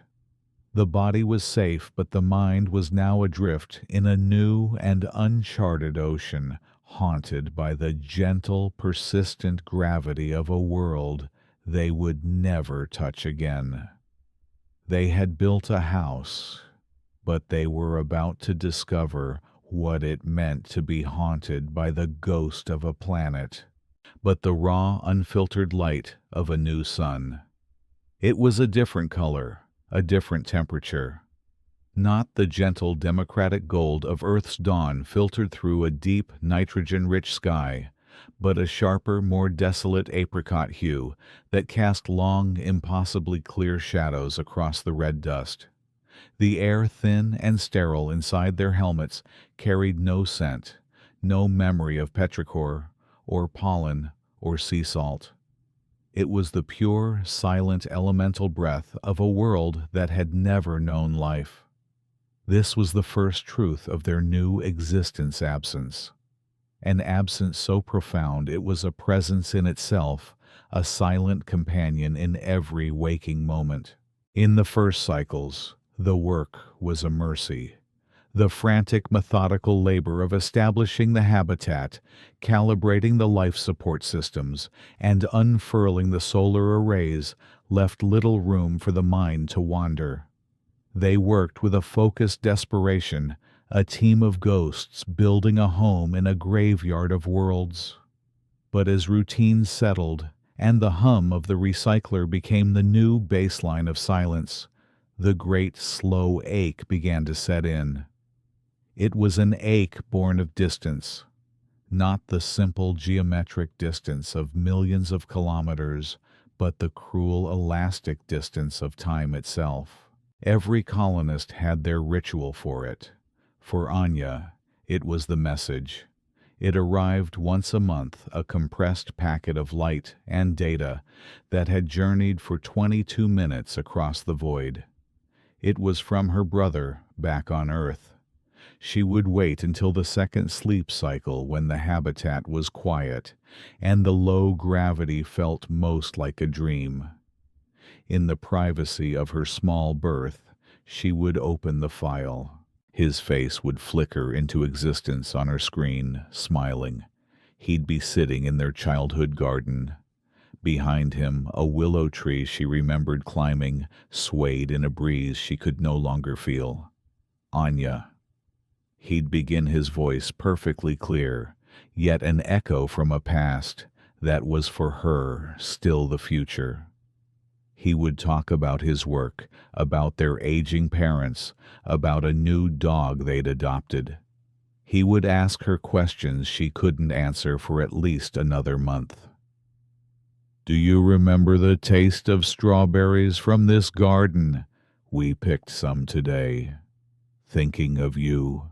and Anya would watch her hand resting on the cold screen, a ghost touching a ghost. By the time she received this message, the strawberries were long gone. The willow tree had shed its leaves for autumn. The puppy was a little older. Her brother had lived for 3 more weeks without knowing if she was safe, if she had even heard him. She was watching a memory of a man who was at that very moment living a life she could never be a part of. She would compose her reply, choosing her words with the care of a historian writing a definitive text. She would tell him about the strange hollow beauty of the landscape, about the camaraderie of her crew, about the taste of the hydroponic vegetables that were a pale imitation of the memory of a strawberry. She would send her message a tiny bottle thrown into a cosmic ocean, and then she would wait. And in that waiting, in that gap between transmission and reception, lived the full, unbearable weight of their separation. It was a new kind of grief, one for which the old languages had no name. It wasn't nostalgia, which is a longing for a time that is gone. The earth was not gone. It was still there, vibrant and alive, a pale blue star in their night sky. The psychologists who had prepared them for the mission had given it a clinical name, solastalgia. The distress caused by the loss of a home that you have not left, but which has left you. A homesickness you feel even when you are technically home. It manifested in strange ways. An engineer would stop mid-sentence, lost in the memory of the sound of rainfall on a tin roof. A botanist would cry silently while tending to the leafy greens in the hydroponics bay, overwhelmed by the phantom scent of freshly cut grass. They found themselves hoarding sensory data from Earth recordings of bird song forests, and oceans became the colony's most precious currency. They would project old films onto the interior of the main dome, not for the stories, but for the backgrounds. They would watch transfixed as actors walked through a bustling city street, a crowd of strangers brushing past one another, an act of casual, anonymous intimacy that was now as alien to them as a flock of birds. The children, those born in transit, or in the first years on the New World, experienced it differently. For them, Earth was not a memory, but a mythology. It was the blue marble, a legend spoken of by the elders. They would sit and listen to stories of vast open bodies of water, called oceans of creatures that could fly through the air on feathered wings of a sky that could change its mind from blue to gray in a matter of moments. They saw the videos and heard the sounds, but for them it was a fantasy, a beautiful and impossible fairy tale. They could not miss what they had never known. And so a quiet, unbreachable gulf grew between the generations.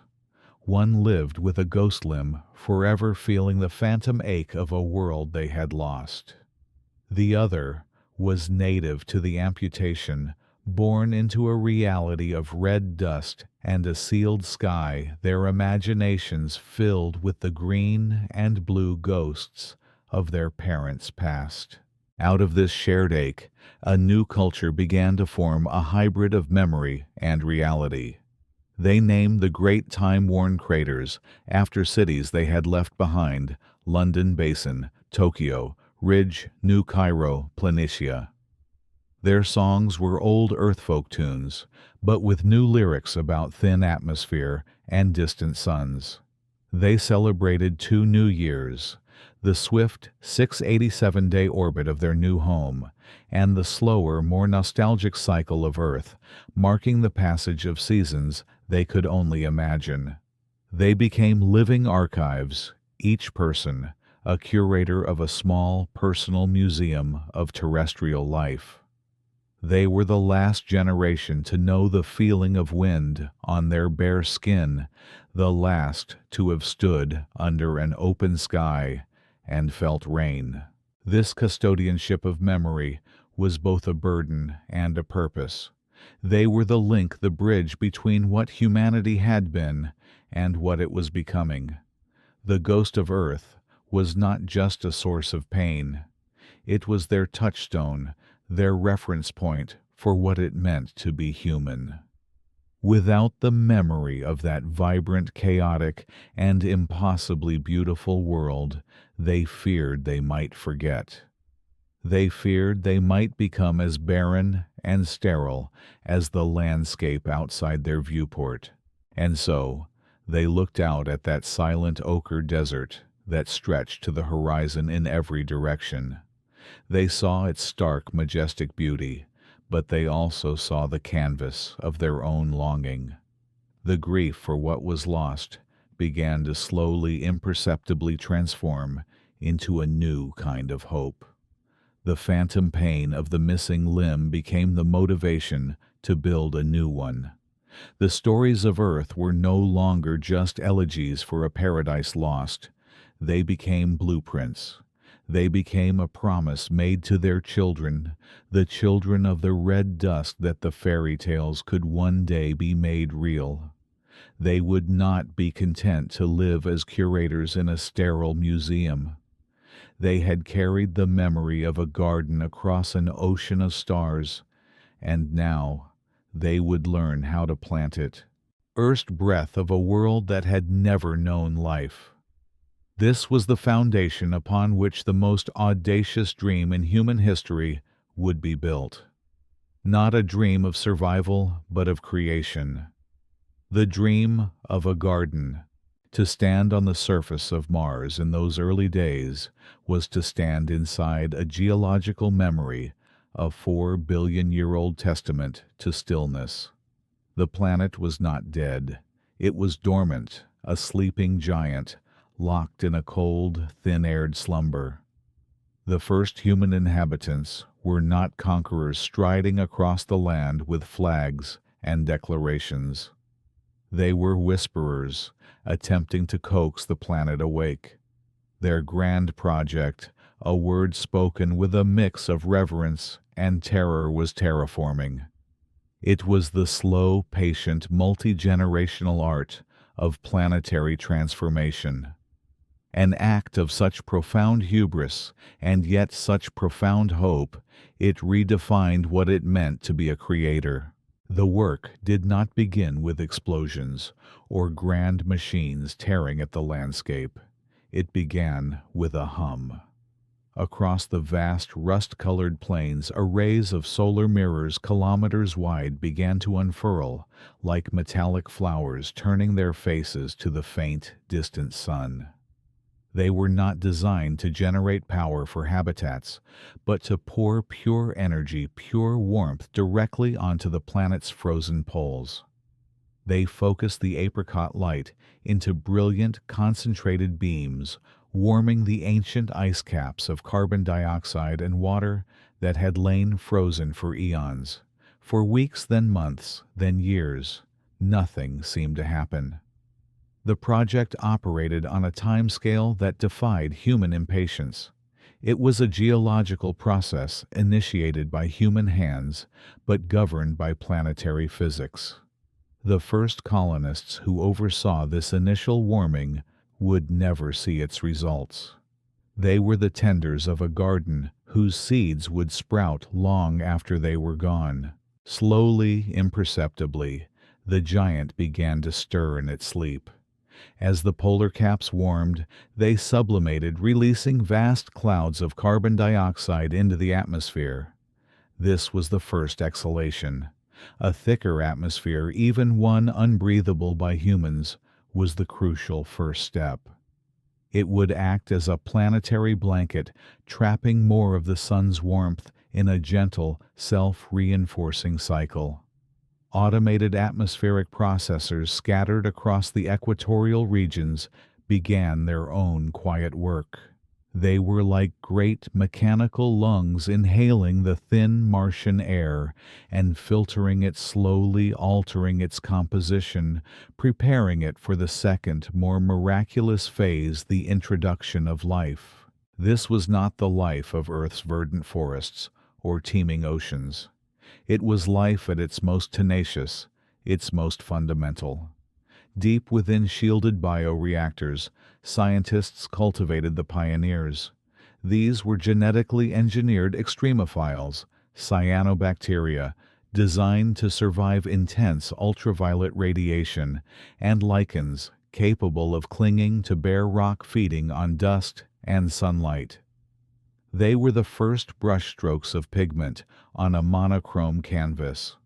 Released into the nascent atmosphere and scattered across the sterile regolith, their work was invisible to the naked eye. But on a microscopic level, a revolution was beginning. The bacteria floating in the upper atmosphere began the slow, painstaking work of photosynthesis. They drank in the thin sunlight and the abundant carbon dioxide, and as a waste product, they released the one molecule that had been absent from this world for its entire history, free oxygen. It was a mere trace, a chemical whisper, but it was a start.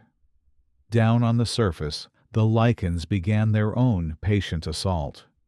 They secreted acids that broke down the iron-rich rock, releasing minerals and creating the very first pockets of true soil.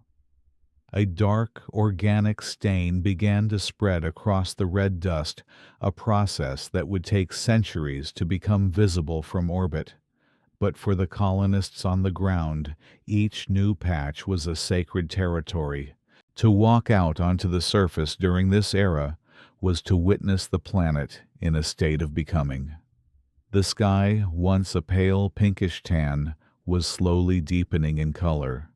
On some days, a faint haze would gather, a sign that the atmospheric pressure was rising. The silence was still profound, but it was changing. The wind, carrying more molecules, now had a greater weight to it, a subtle substance that it lacked before. It was the difference between a ghost and a breath. Then, after 70 years of patient work, a day arrived that would be forever etched into the new calendar of Mars. The atmospheric density and temperature in a low-lying basin, the Hellas Planitia, crossed a critical threshold. For the first time, water could exist, however briefly, as a liquid on the surface. High-altitude drones released plumes of silver iodide, seeding the thin, newly formed clouds.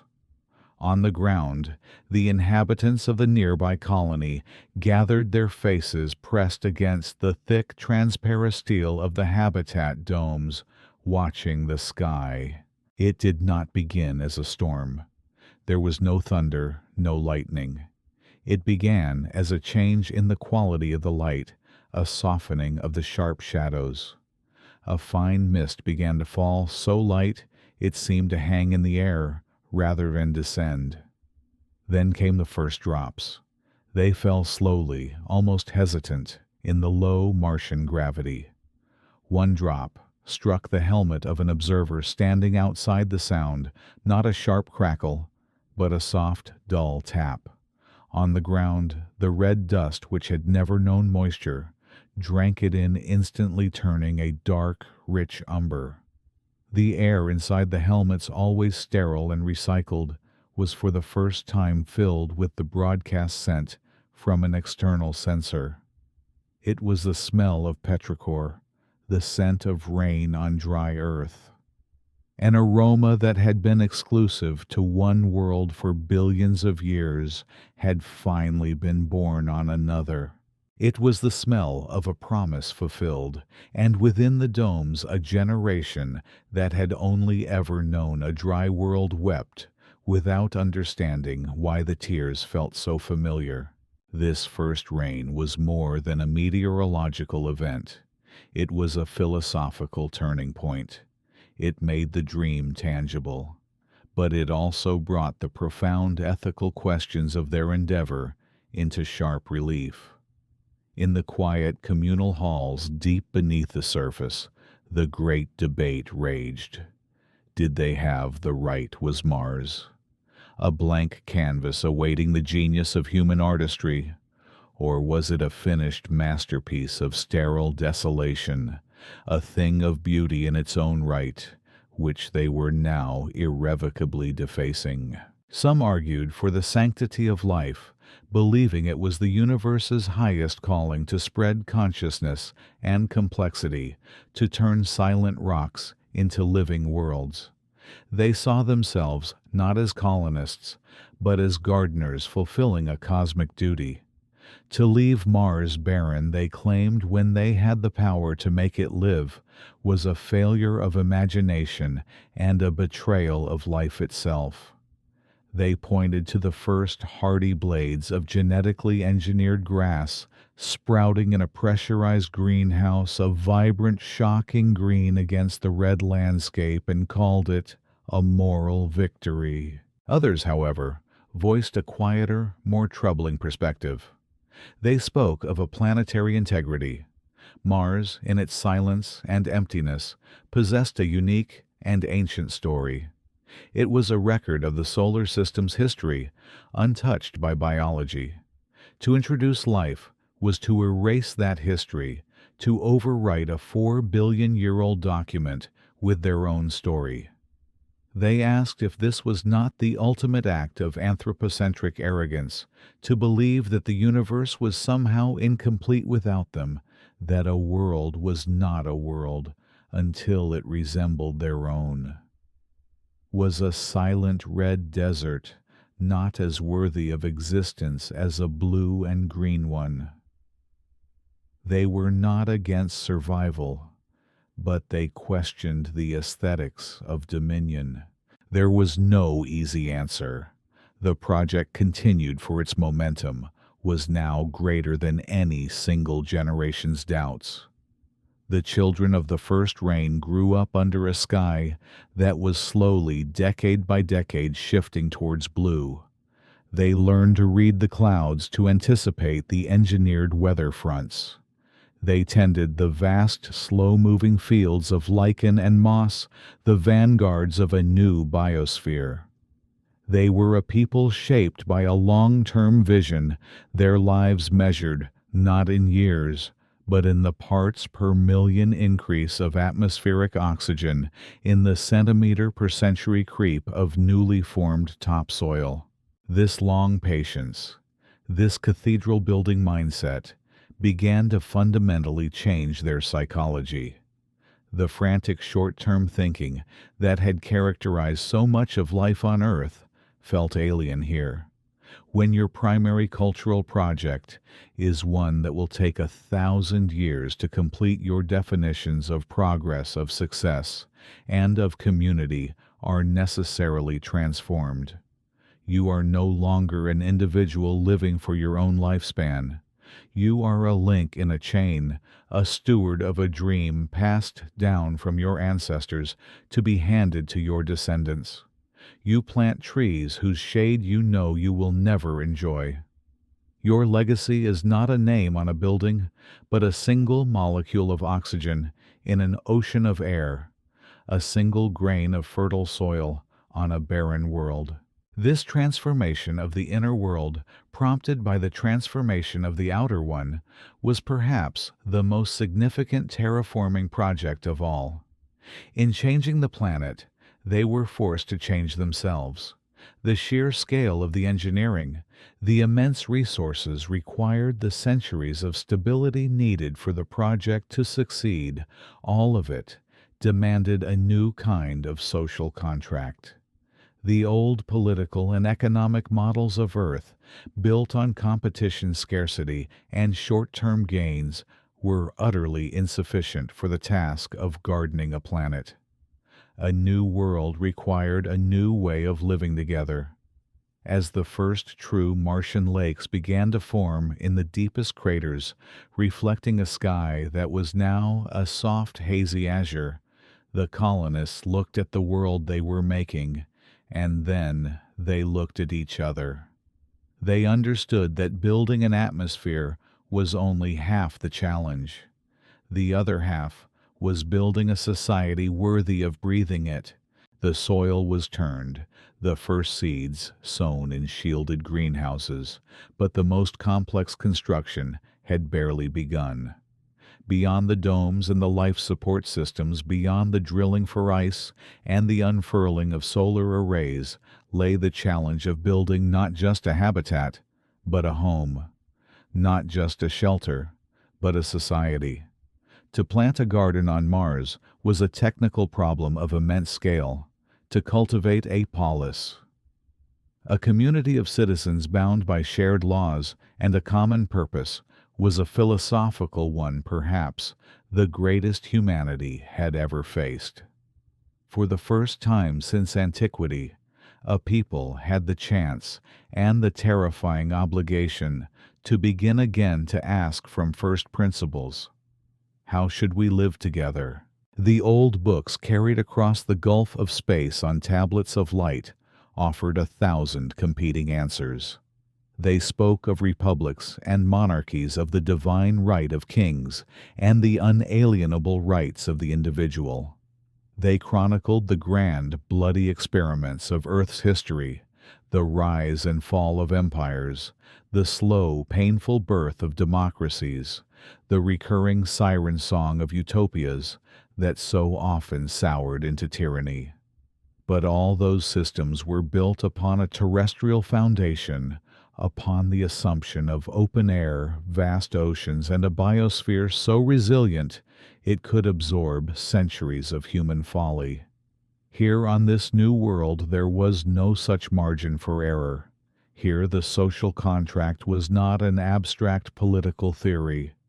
It was the series of seals on an airlock, the shared software of the atmospheric processor, the communal trust that no one would take more than their ration of water. In the beginning, the structure was simple, born of necessity. It was the command structure of an expedition, the hierarchy of a ship's crew on a long and perilous voyage.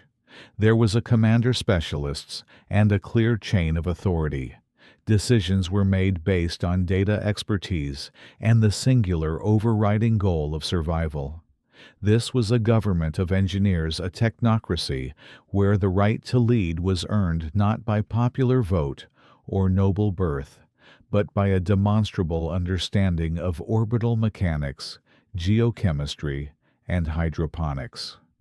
In this fragile ecosystem, a foolish decision was not merely a political misstep. It was a potential extinction event. For a time, this was enough. It was logical, efficient, and just. But a ship's voyage eventually ends. An expedition, if successful, becomes a settlement. And a settlement, if it is to endure, must become something more. The first generation, those who had volunteered to leave Earth forever, understood the compact. They had accepted the discipline, the constraints, the sacrifices. They remembered the world they had left behind and knew the price of failure. But what of their children? What of the first humans born under the thin pink sky, for whom Earth was not a memory, but a myth, a bright blue star in the heavens? Would they accept a society governed by the unyielding logic of a machine? The old arguments dormant for the journey began to stir in the common rooms and whispered conversations after shifts. The ghosts of Locke and Rousseau walked the corridors of the Martian base. Was freedom the highest good, even if the exercise of that freedom could endanger the whole, or was the security of the collective paramount, justifying any and all constraints on the individual? The very concept of wealth was remade. There was no gold or silver in the regolith worth more than the oxygen in one's tank. Capital was not an accumulation of currency, but the efficient functioning of the water reclamation system. A person's value was not in what they owned, but in what they knew and what they could do. A new kind of economics began to emerge, one based not on scarcity and competition, but on resource management and radical interdependence. In this place, the phrase "we are all in this together" was not a comforting platitude. It was a fundamental law of physics. From these first principles, the architecture of a new law began to take shape. On Earth, justice was a complex tapestry of retribution, rehabilitation, and deterrence. But here, the calculations were starker, more primal. What is the appropriate punishment for negligence that causes a habitat breach? What is theft when the stolen item is a week's worth of recycled air? The ultimate sanction, exile, was not imprisonment. It was a death sentence delivered by the indifferent vacuum. The law could not afford to be merely punitive. It had to be restorative, educational, and ruthlessly pragmatic. Every citizen was too valuable to be cast aside, every skill too precious to be lost. Justice became a process of mending the social fabric, mending the trust, mending the life-sustaining systems that a transgression had harmed. The concept of property itself was transformed. One could own a tool, a personal datapad, a treasured memento from a world now impossibly far away. But could one truly own a cubic meter of living space when that space was created and sustained by the entire community? Could one lay claim to a liter of water when that water was part of a closed loop that flowed through every lung, every plant, every machine in the settlement? The commonweal was not a political ideal. It was the very air they breathed. This shared profound fragility bred a different kind of human one, whose sense of self was inextricably woven into the collective. And in that weaving, a new identity was forged. The old flags and anthems of Earth's nations, which had seemed so important on launch day, began to feel like relics of a distant and divided past. The rivalries of continents, the squabbles of ancient tribes, seemed absurd in a place where your life depended on the person from the other side of the planet who maintained the carbon dioxide scrubbers. They were no longer American, Russian, Chinese, or Indian. They were in a way that was deeper than any nationality: settlers, pioneers, Martians. Their language began to shift, developing new words for the quality of the light, for the specific consistency of the dust, for the unique silence that pressed in from outside the dome. Their art ceased to be about green landscapes and blue oceans, and instead found beauty in the fractal patterns of ice crystals on a viewport, the elegant efficiency of a life support schematic, the stark sublime geometry of the Valles Marineris.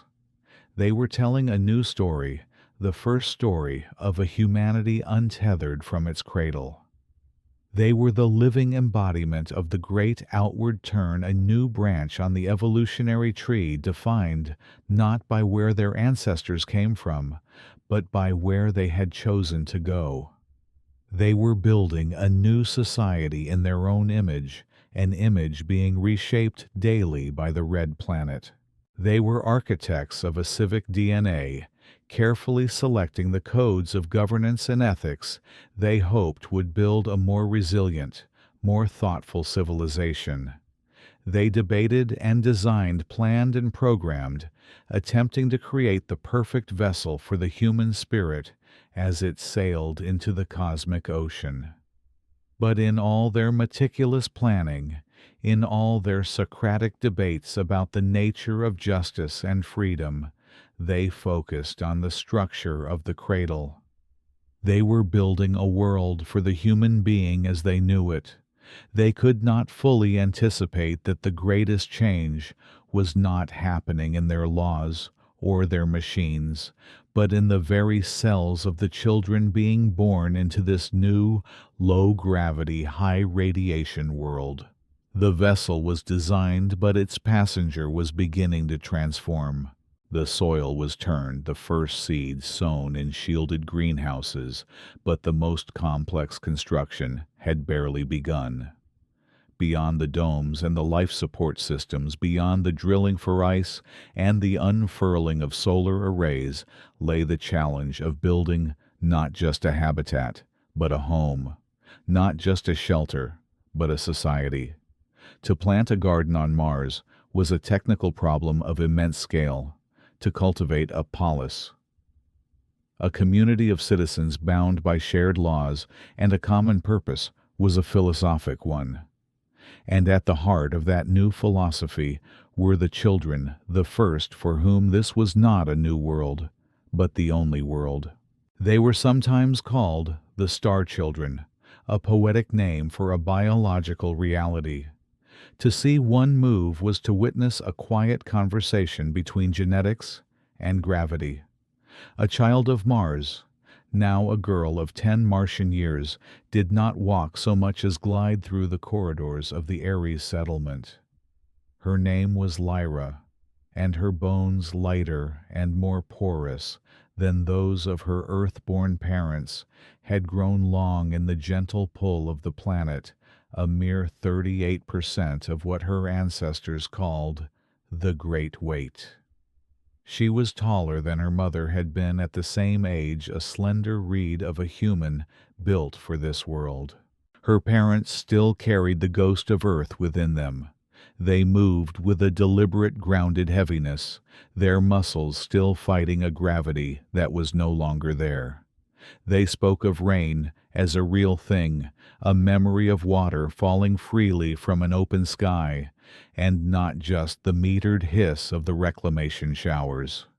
They talked of an ocean, a body of water so vast it could swallow their entire settlement without a trace, and Lyra would try to imagine it, this impossible concept of too much water. To her, water was the most precious number in the daily resource calculus, a currency of survival measured in milliliters. The idea of a world drowning in it was both terrifying and absurdly beautiful. Her world was the constant low hum of the atmospheric regulators, a sound so fundamental she only noticed it when the system rebooted and a brief, shocking silence fell. Her sky, seen through the triple-paned radiation-shielded cupolas, was a delicate spectrum of butterscotch and rose, not the fierce, monolithic blue she saw in the archived images of Earth. She knew the names of Earth's clouds, cumulus cirrus, stratus, but as abstract vocabulary, like the names of mythical beasts. Her weather was the whisper of fine red dust against the dome, or the slow, majestic dance of the two small moons Phobos and Deimos as they raced across the night. Lyra's very cells were a testament to the foresight and ethical tightrope walking of the first generation. Her genome was subtly edited, a preemptive adaptation her parents' generation could only dream of.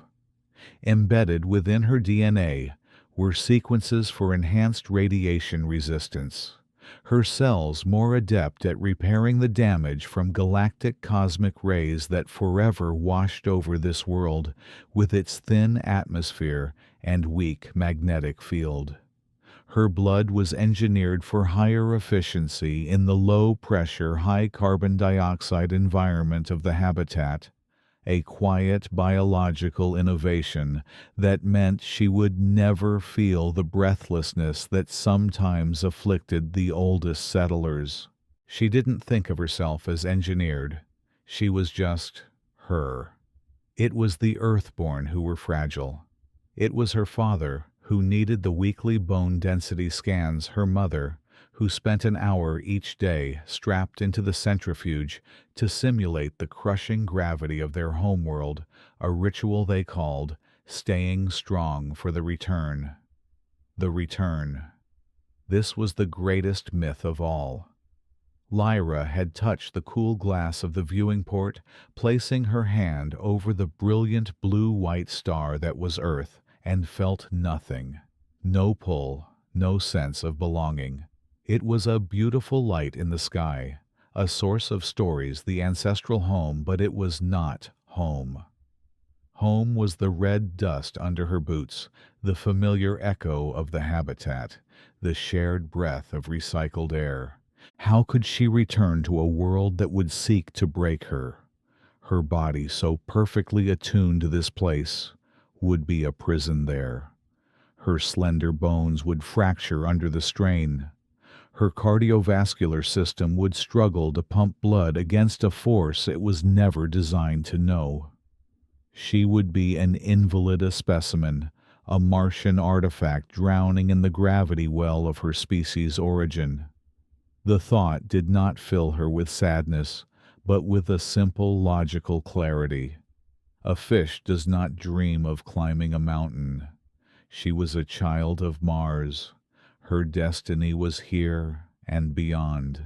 One cycle, her lesson, was about evolution. The instructor, an Earth-born biologist named Dr. Eris, showed them simulations. He showed them how life on Earth had adapted to fill every niche: the blind fish in the deep-sea trenches, the extremophiles thriving in volcanic vents, the birds whose wings were shaped by the winds they flew upon. Life. He said, his voice echoing slightly in the classroom module, is a conversation with its environment. The environment asks a question, and life over millions of years provides an answer. Lyra looked at her own long, delicate fingers, the slight webbing between them, a minor and unintended side effect of one of the genetic packages, and understood. She was an answer. She and the other children born here, all 74 of them, were the first sentence in a new chapter of that conversation. They were not colonists. They were, in the most profound sense, natives. This created a quiet, unspoken divide.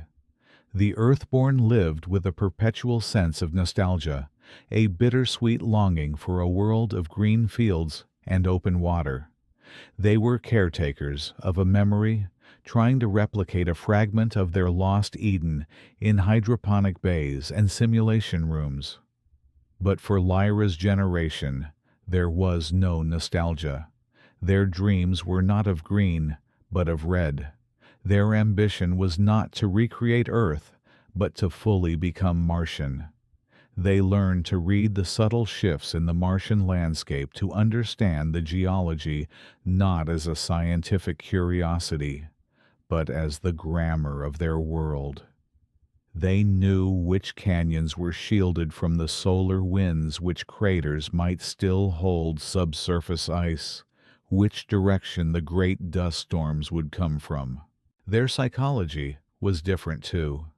Growing up in a closed system where every action had a direct and measurable consequence on the community's survival bred a unique form of collective consciousness. The fierce individualism that had characterized so much of Earth's history was a luxury they could not afford. A broken seal, a miscalculation in the oxygen mix, a moment of carelessness. These were not personal failings, but threats to the whole. They were nodes in a network, each one vital to the integrity of the system. Their sense of self was inextricably woven into the fabric of the settlement. Sometimes, in the deepest part of the sleep cycle, Lyra would go to the great observatory dome. The Earthborn were mostly asleep, their circadian rhythms still clinging to a 24-hour clock that no longer matched the 24-hour and 39-minute Martian sol. But Lyra's clock was native. She felt the rhythm of the planet in her blood. She would stand in the immense, silent dark, the starfield above more brilliant than any Earthborn could ever imagine, unobscured by thick atmosphere or light pollution. It was a pure, cold, terrifyingly beautiful sight. The Milky Way was not a faint, milky smudge. It was a riotous, blazing river of light, a celestial backbone arching across the cosmos. She saw nebulae with her naked eye, faint smudges of cosmic dust where new stars were being born. She would look for the blue star Earth. It hung in the black, a beacon of impossible color. She felt a kind of tender, intellectual love for it. It was the planet of her parents, the world that had dreamed her into existence. It had given her life and language and the great story of everything that had come before. But it was a story of the past. Her eyes would drift away from it, out toward the other stars, the infinite points of light that peppered the darkness. Her generation did not see the stars as distant poetic abstractions. They saw them as places. They were the next rung on a ladder that stretched out into the void. They were born in a halfway house between worlds, and the instinct to keep moving, to journey outward, was etched into their very being.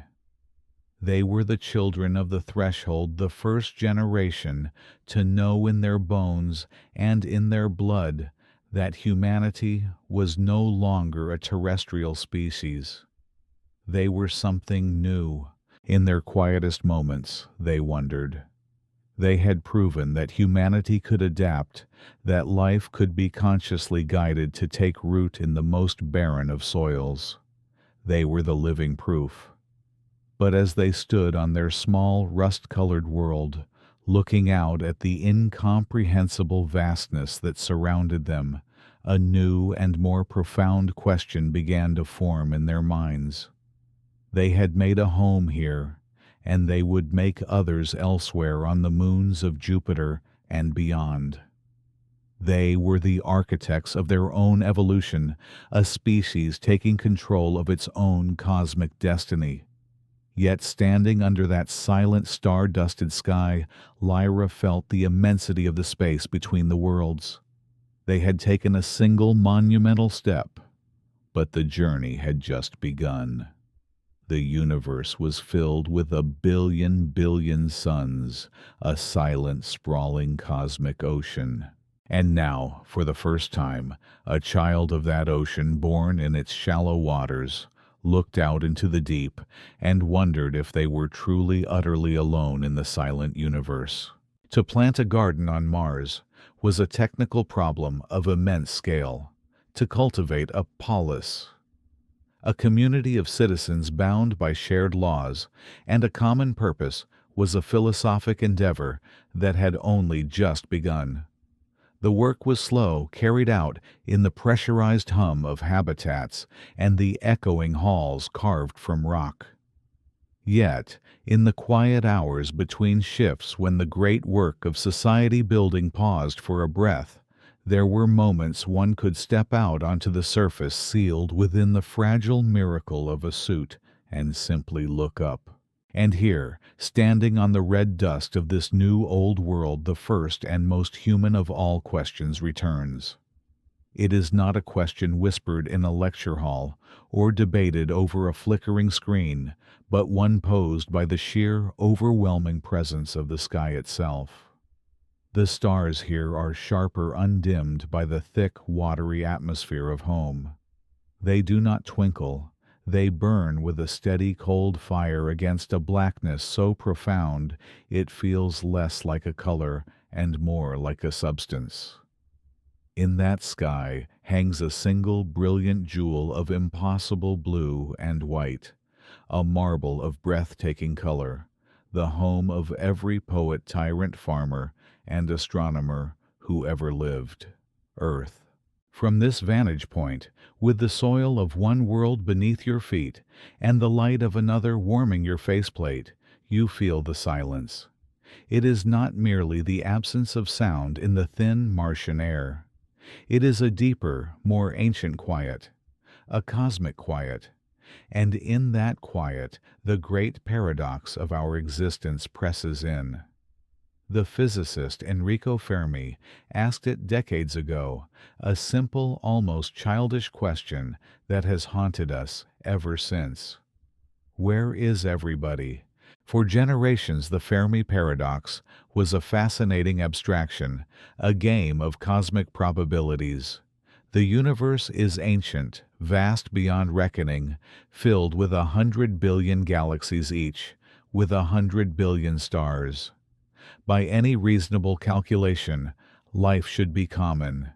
Intelligence, even technological intelligence, should have arisen countless times over the billions of years before our sun even formed.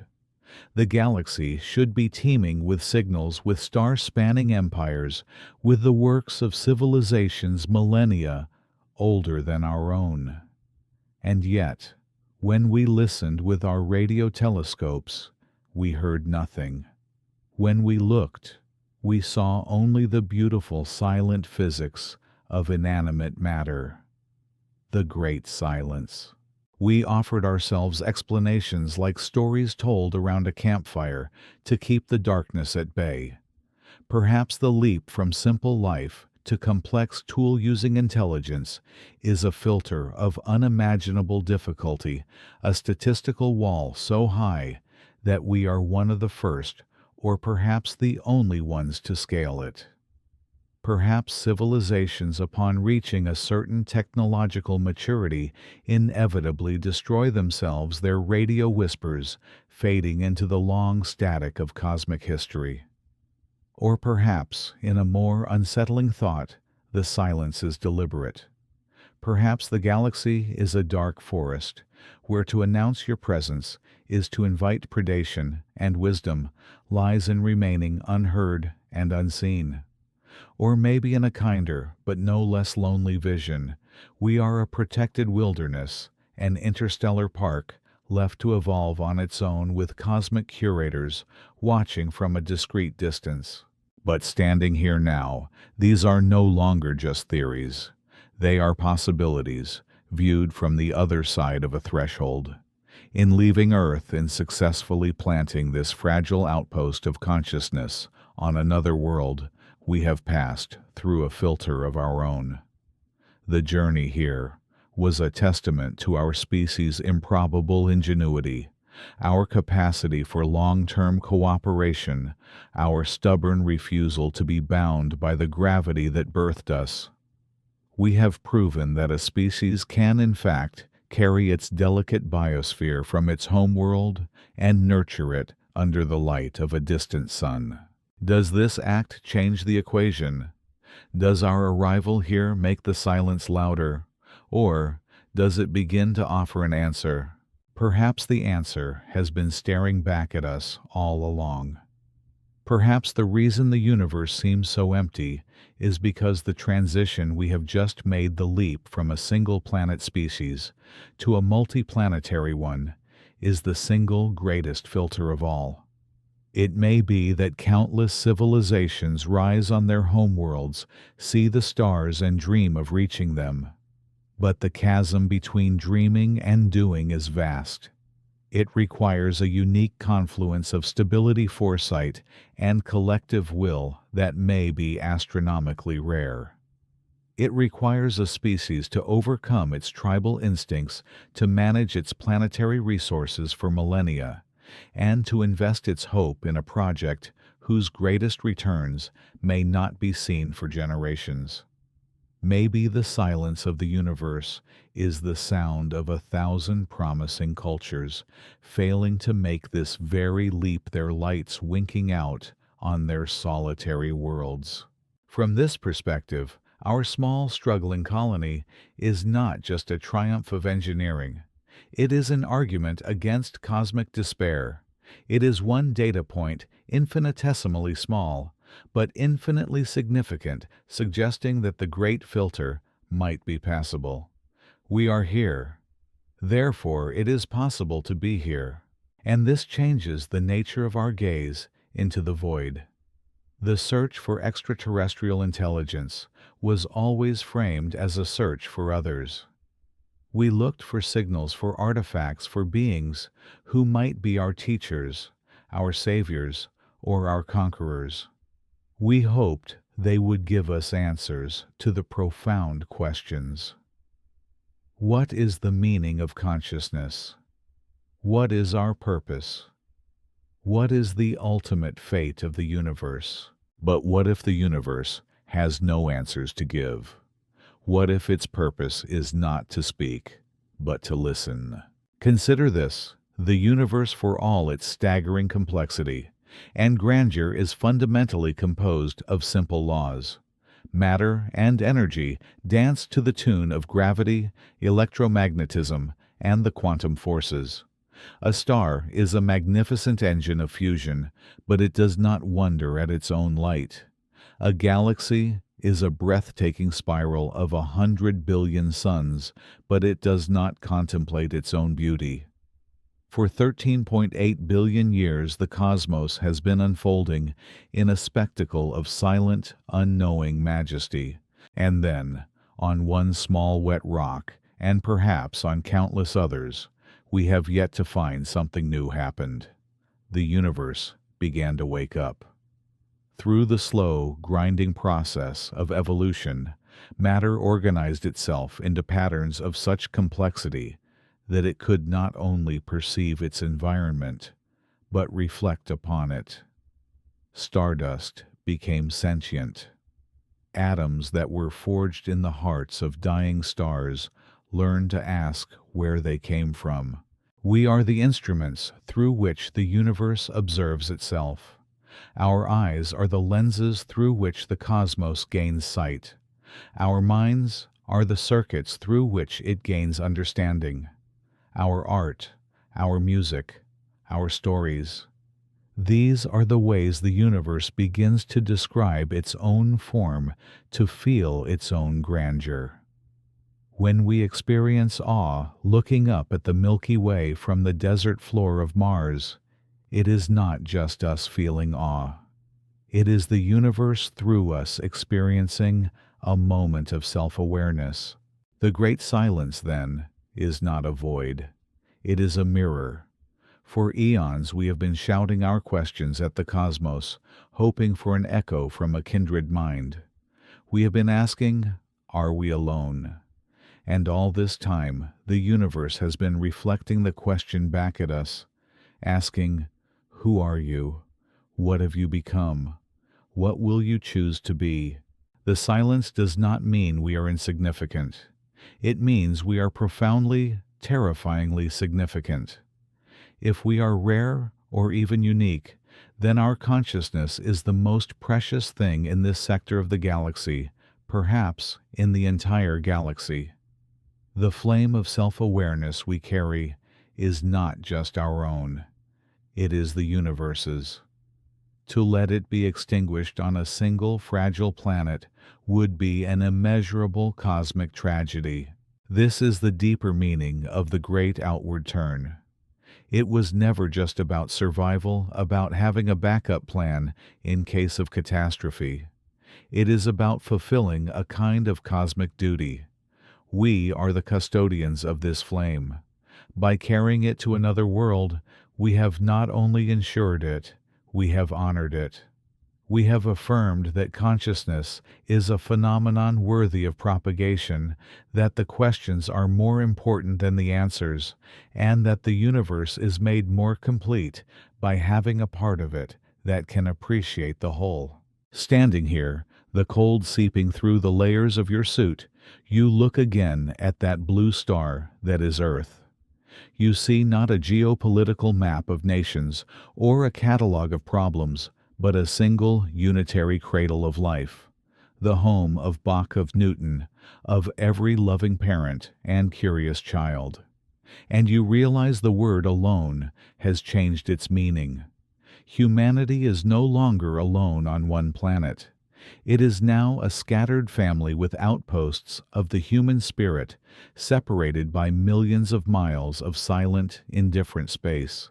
But the silence feels different now. It is not empty. It is pregnant with our own potential. It is the blank page on which we have just written the first word of a new chapter. We looked for a message from the stars and discovered that we are the message.